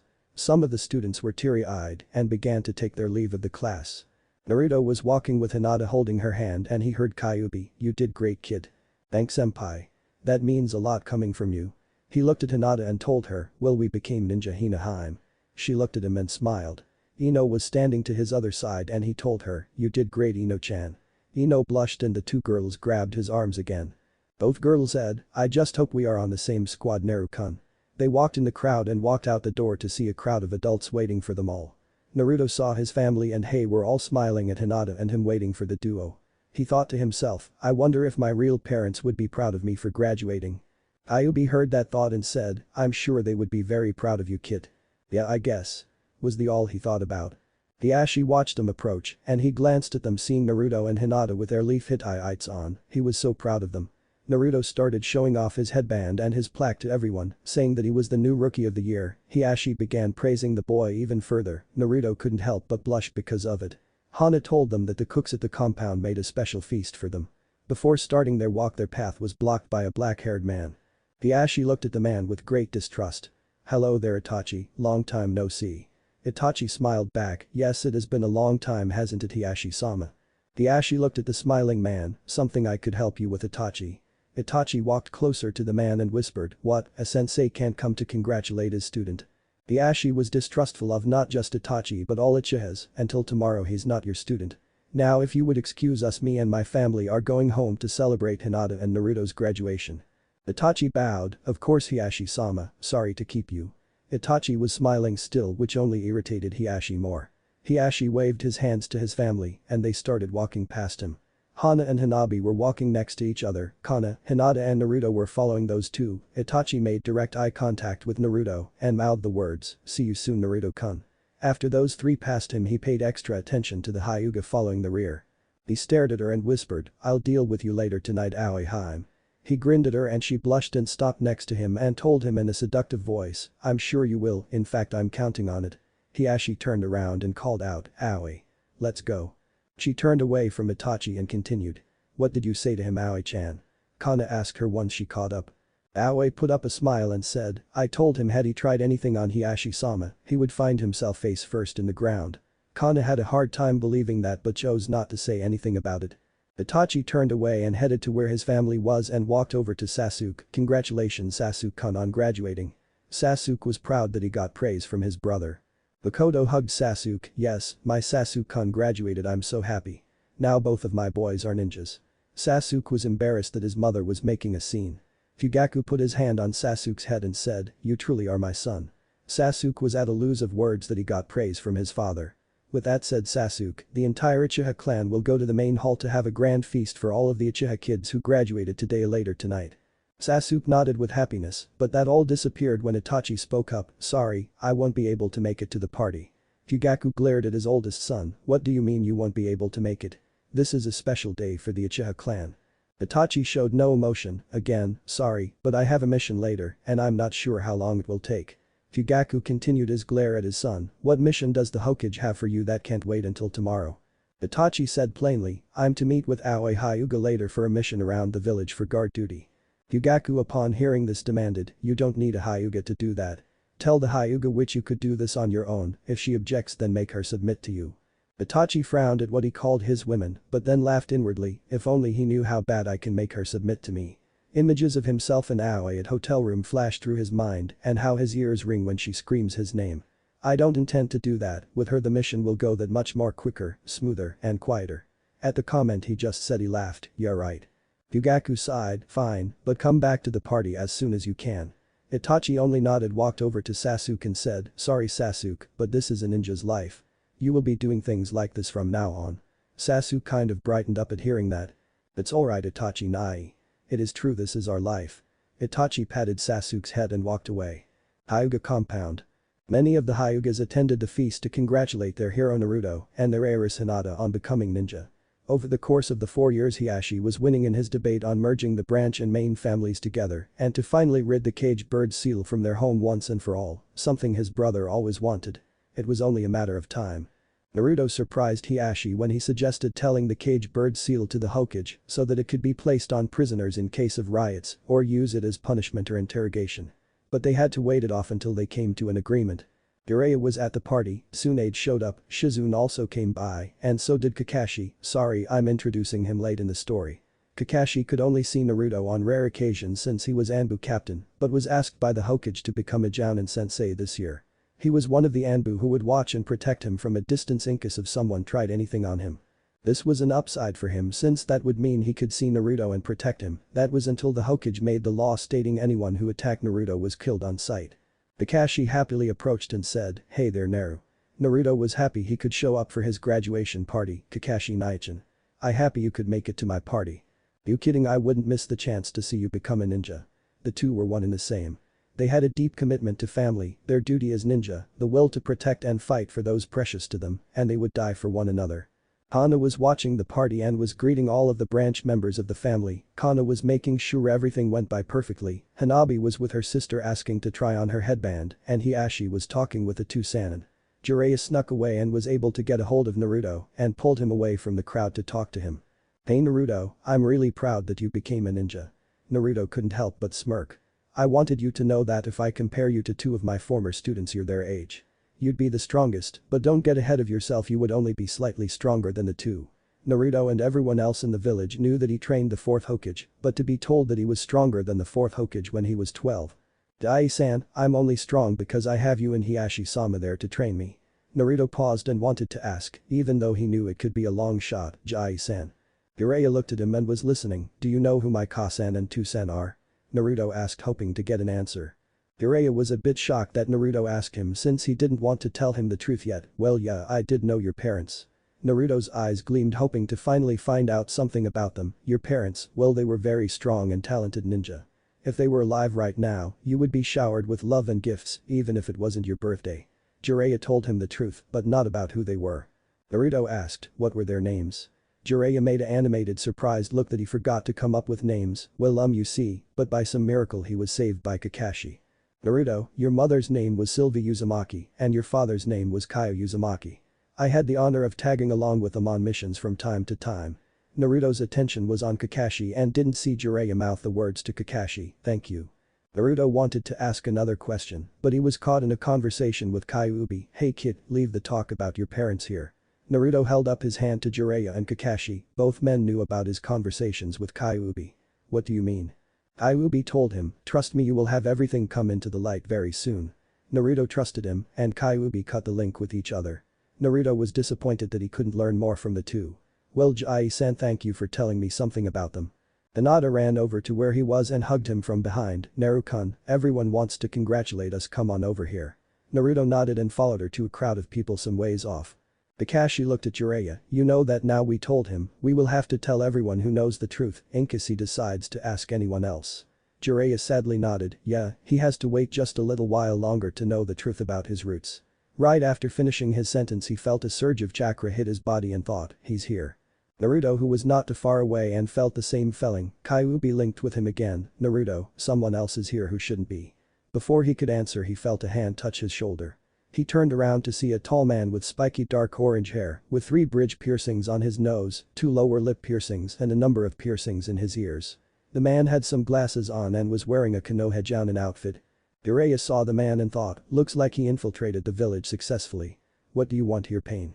Pain looked at a confused Naruto and said, "Congratulations on graduating, Naruto Uzumaki." Naruto was for some reason shocked and doesn't know why. "Thank you, but who are you? Do I even know you?" "Forgive me, my name is Yahiko." "To answer your question, no, we don't know each other, but Jiraiya-sama speaks about you so much I feel like I do know you." Jiraiya walked over to where Pain and Naruto were. "Hey there Naruto, I see you met Yahiko here." Naruto was still staring at the tall man and asked Jiraiya, "Who is he?" "Well Naruto, he is one of my former pupils." "Hey, before I continue, would you mind getting me something to drink?" Jiraiya hoped Naruto would say yes, and thankfully he did. Naruto turned and walked away without saying a word. Jiraiya turned and made a serious expression. "Are you trying to jeopardize everything?" Pain giggled some. "Sorry Jiraiya-sama, I just can't seem to want to wait an extra year to meet him. So I took the initiative and came here in this guise. No one aside from you knows who I really am." "That doesn't matter, you could be risking everything we worked for. Go back to AIM and I will meet you there in 2 days." Jiraiya was stressing that Pain would be found out. "Okay Jiraiya-sama, but before I go could I give Naruto a graduation present?" Jiraiya was about to say something, but he turned around to see Naruto holding 2 drinks in his hand. "Here you go, Jiraiya-san." Jiraiya grabbed the drink from his hand. Naruto turned to Pain and asked, "Want some?" Pain shook his head, "No thank you, Naruto-san. Well, I would like to stay and chat with you some, but I'm afraid that I must take my leave now." Pain pulled from his side what looked to be a slim black cylinder at least 14 inches long and handed it to Naruto. "Here, this is a graduation gift. It's a chakra blade, it responds to one's element and brings it out." Naruto looked at the rod and thought that it didn't look all that interesting. Pain took it back and swung it once, and the rod extended with had a sharp point at the end of it. Think about Haiden's second weapon he had fighting Asuma. It's stronger than any sword you may wield, it's lighter, sharper, and more effective. Naruto was awestruck. Pain pressed a button at the bottom of the weapon to retract it. "Thank you, Yahiko-san." Naruto was overjoyed to have his own weapon. Pain turned to walk away. "Oh, I'll be seeing you very soon, Naruto-san. Until then, get stronger." Naruto was confused at first and yelled at the man walking away, "Thanks again for the gift." Pain only waved and proceeded to walk away somehow without notice. The same thought came in his mind. Who was he? What did he want? Will we meet again really? He shook it all off and decided to enjoy the rest of the party and was looking forward to tomorrow. The rest of the day the party went great. Almost all of Konoha was celebrating their kids' graduation well into the middle of the night. The Yamanaka, Akimichi, and Nara clan were celebrating together at the Akimichi compound since they had the most food and since the area was a lot larger so it'd be more suited for their clan. The Aburam clan had a silent get-together, no one knew if they were home or not. The Inyazuka clan being the loudest as usual were howling at the top of their lungs, as well as their animal partners howling and barking into the night with a huge bonfire outside in the middle of their training area. The Uchiha clan were somewhat like the Aburam clan, you couldn't hear a thing. Sakura's family went to the Akimichi compound to celebrate and have fun also. The Hokage was looking out at the village and was happy to hear the village in a state of joy. He turned around back into his home and began to think, well, the teams are set, the senseis are chosen, and the missions are ready. Things are going smoothly. Tomorrow will be a good day. On the outskirts of Konoha, Pain and Konan were waiting patiently for the body of her dead friend to arrive on top of a cliff. From the trees jumped a figure next to them. Pain spoke up, "Naruto. I finally met him, there is an aura coming off of him." He was staring at the corpse of his friend Yahiko. The corpse of Yahiko removed his glasses to show the Rinnegan walking closer to Pain and stopping within arm's reach of him. Konan said, "Nagato-kun, we must go now. If they find us here it will be bad." Pain looked at her then back to his dead friend. He performed a series of hand signs and then placed his hand on its chest and said, "Reverse summons jutsu." In a puff of smoke the body disappeared. Pain turned to Konan and told her, "We are moving out now." He started to walk away and she followed, "Where are we going to next, Nagato-kun?" He paused for a moment and turned to her, "We are going to Yugakure. There is a ninja there who's going to be Kakuzu's new partner." Konan asked, "What abilities does he have that could be useful to us?" Pain started walking again, he believes in something called Jashin. But his abilities make him a perfect partner for Kakuzu. Konan said nothing but still listened, he claims to be immortal. Konan sighed, "It seems we have a fifth person who thinks they are immortal. Kakuzu, Madara, Orochimaru, Sasori, and now this what's his name?" Pain answered, "Haiden." The two kept walking until Konoha was out of sight entirely. The next day. Some of the adults were in dread as they were trying to cure hangovers from the parties or having to clean up a massive mess.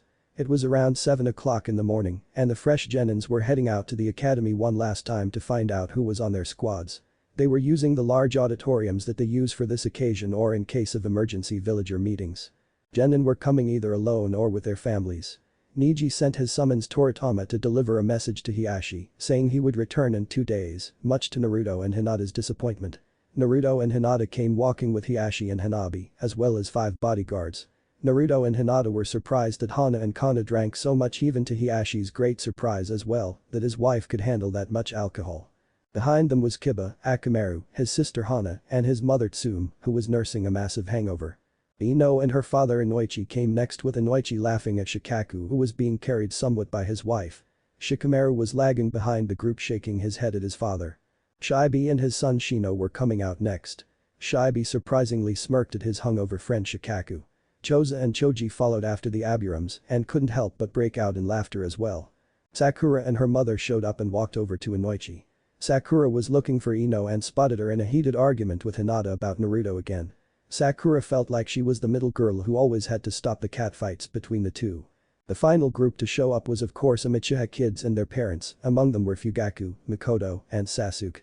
Itachi never came home or came to the party they had for the graduation. Fugaku walked over to Hiashi trying to get some answers. "Hello there Hiashi-san." Hiashi hoped this day could go on without complications, but he knew that was only wishful thinking. "What can I help you with today Fugaku-san?" Fugaku crossed his arms and asked, "Have you seen my son Itachi anywhere by chance?" Hiashi shook his head and answered, "Why would I know where your son is?" Fugaku and Hiashi seemed to be in a stare-off. "Well, he had a guard duty mission last night and he said that his partner for the night was one of your cousins Aoi Hyuga." Hiashi's eyes widened some and he thought, "I don't remember giving her any mission assignment last night. If she had a mission from the cage I would know about it first." Deciding to play it cool he answered, "She's at home resting." Fugaku knew he was lying but said nothing of it. "Well, I guess we are done here then." He bowed and walked away back to where his clan were waiting for him. Hiashi ignored what just happened. Hiashi looked over and saw Naruto and Hanabi watching the argument between Hinata and Ino. Inoichi walked next to Hiashi, "Young love huh?" Hiashi did a low laugh and said, "Yeah, to be young again." Inoichi smiled and said, "Yup, glad that's over." Naruto and Hanabi continued watching the argument between the Hinata and Ino. Naruto Naichin. "Does this happen a lot?" Naruto nodded and said, "Yep, this is just a normal day." Everything came to a halt when the Hokage came with his Anbu escorts. He was walking through the crowd receiving bows and praise. Before he entered he yelled out, "Everyone take your seats inside, all new graduates take your seats in the front rows.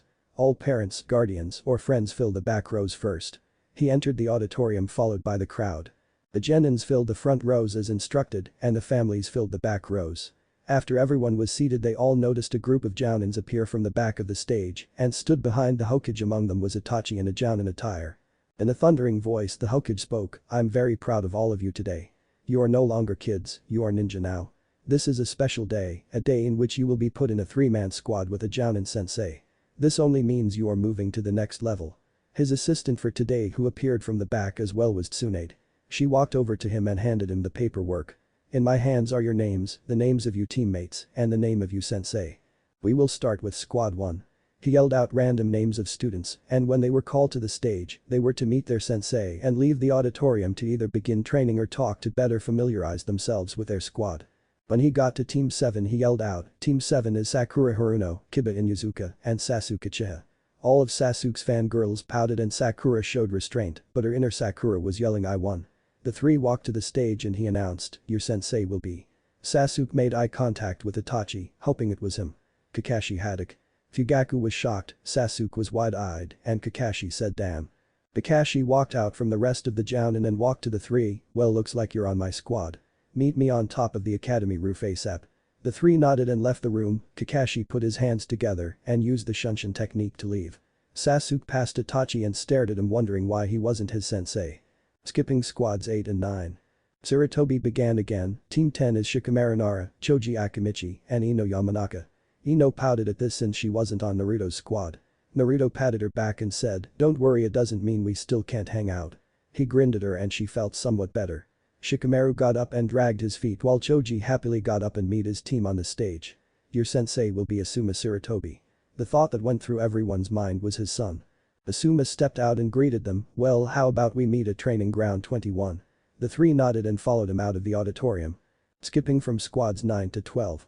Sarutobi spoke, "Team 13 will have Shino Aburam, Hinata Hyuga," and Hinata's heart was racing. There were still many other students among them, and she prayed to her uncle Hisashi that Naruto would be with her. Naruto Uzumaki. Naruto grabbed Hinata's hand and said, "Looks like we're together again." He was grinning widely that he had his Hinata with him. Shino stood up and quietly walked to the stage. Naruto and Hinata were right behind him. From the audience Hiashi just pulled his hands away from each other and said, "I haven't prayed that hard since Hinata and Hanabi's births." He was breathing a sigh of relief. Hanabi sat there looking at her father with a confused look. The three stood before Sarutobi and he looked happy, "Your sensei will be Itachi Uchiha." Everyone who was left to watch were absolutely shocked. The demon kid, the Hyuga heiress, and the bug boy had the one of the Uchiha clan's elite as their sensei. Fugaku was beyond pissed. Itachi looked at his students and said, "I want you three to meet me on top of the Hokage monument as soon as you can." Itachi put his hands together to activate his Shunshin. Naruto, Hinata, and Shino watched as he disappeared and took their leave as well. Sarutobi watched as they left and looked into the stands. He saw Hiashi and Hanabi take their leave, they had no other reason to stay.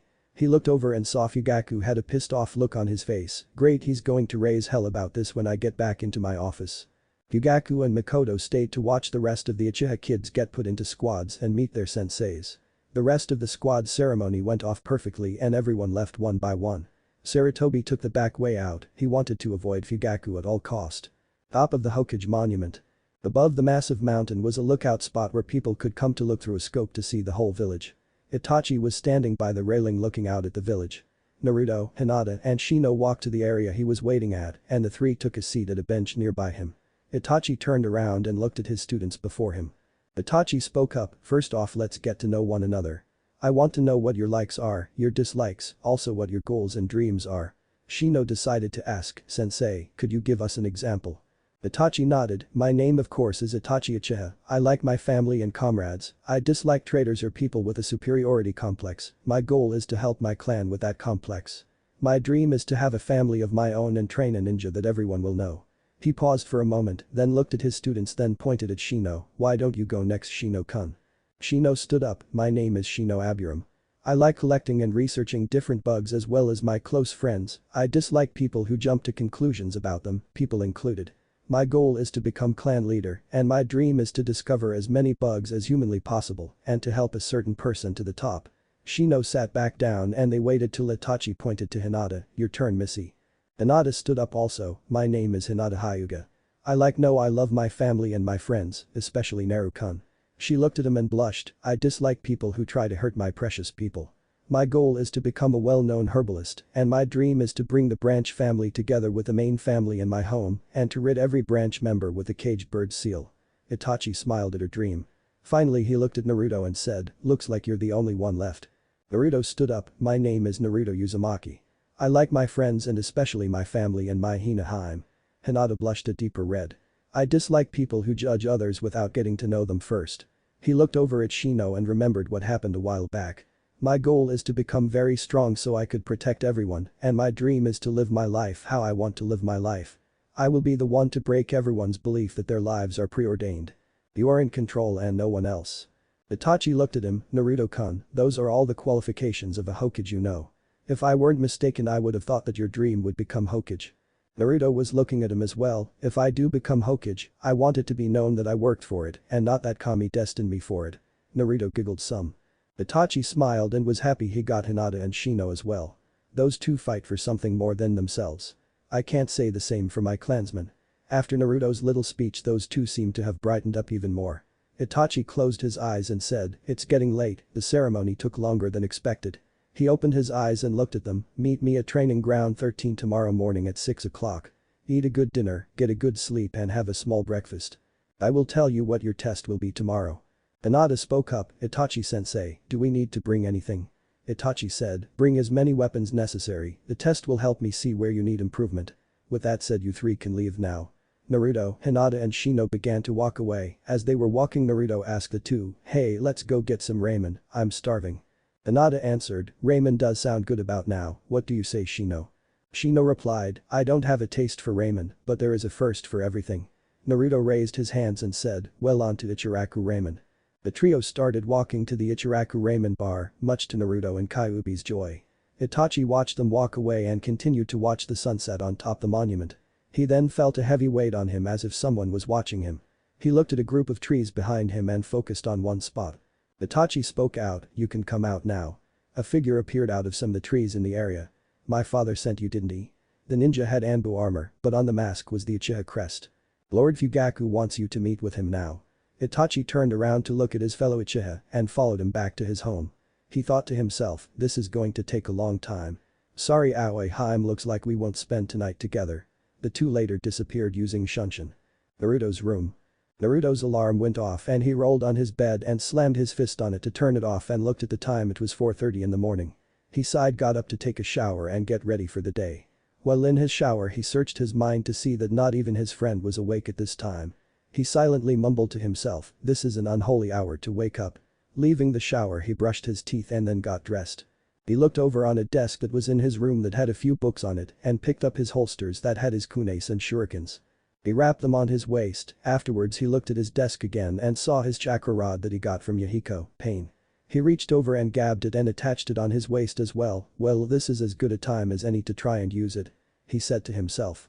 All set and ready, he headed for the kitchen to grab a snack on sensei's orders. Hinata's room.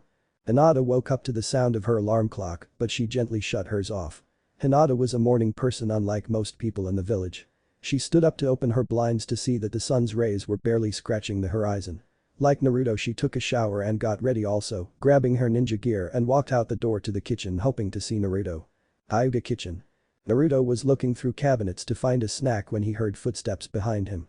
He turned around and saw Hinata. Morning Haim. Hinata walked over to him, hugged him and said, morning Naruto-kun. Ready for today? Naruto nodded and said, yep, whatever test Itachi-sensei has planned for us we will pass it. He pulled some bread from the cabinet and went to the toaster to make some toast.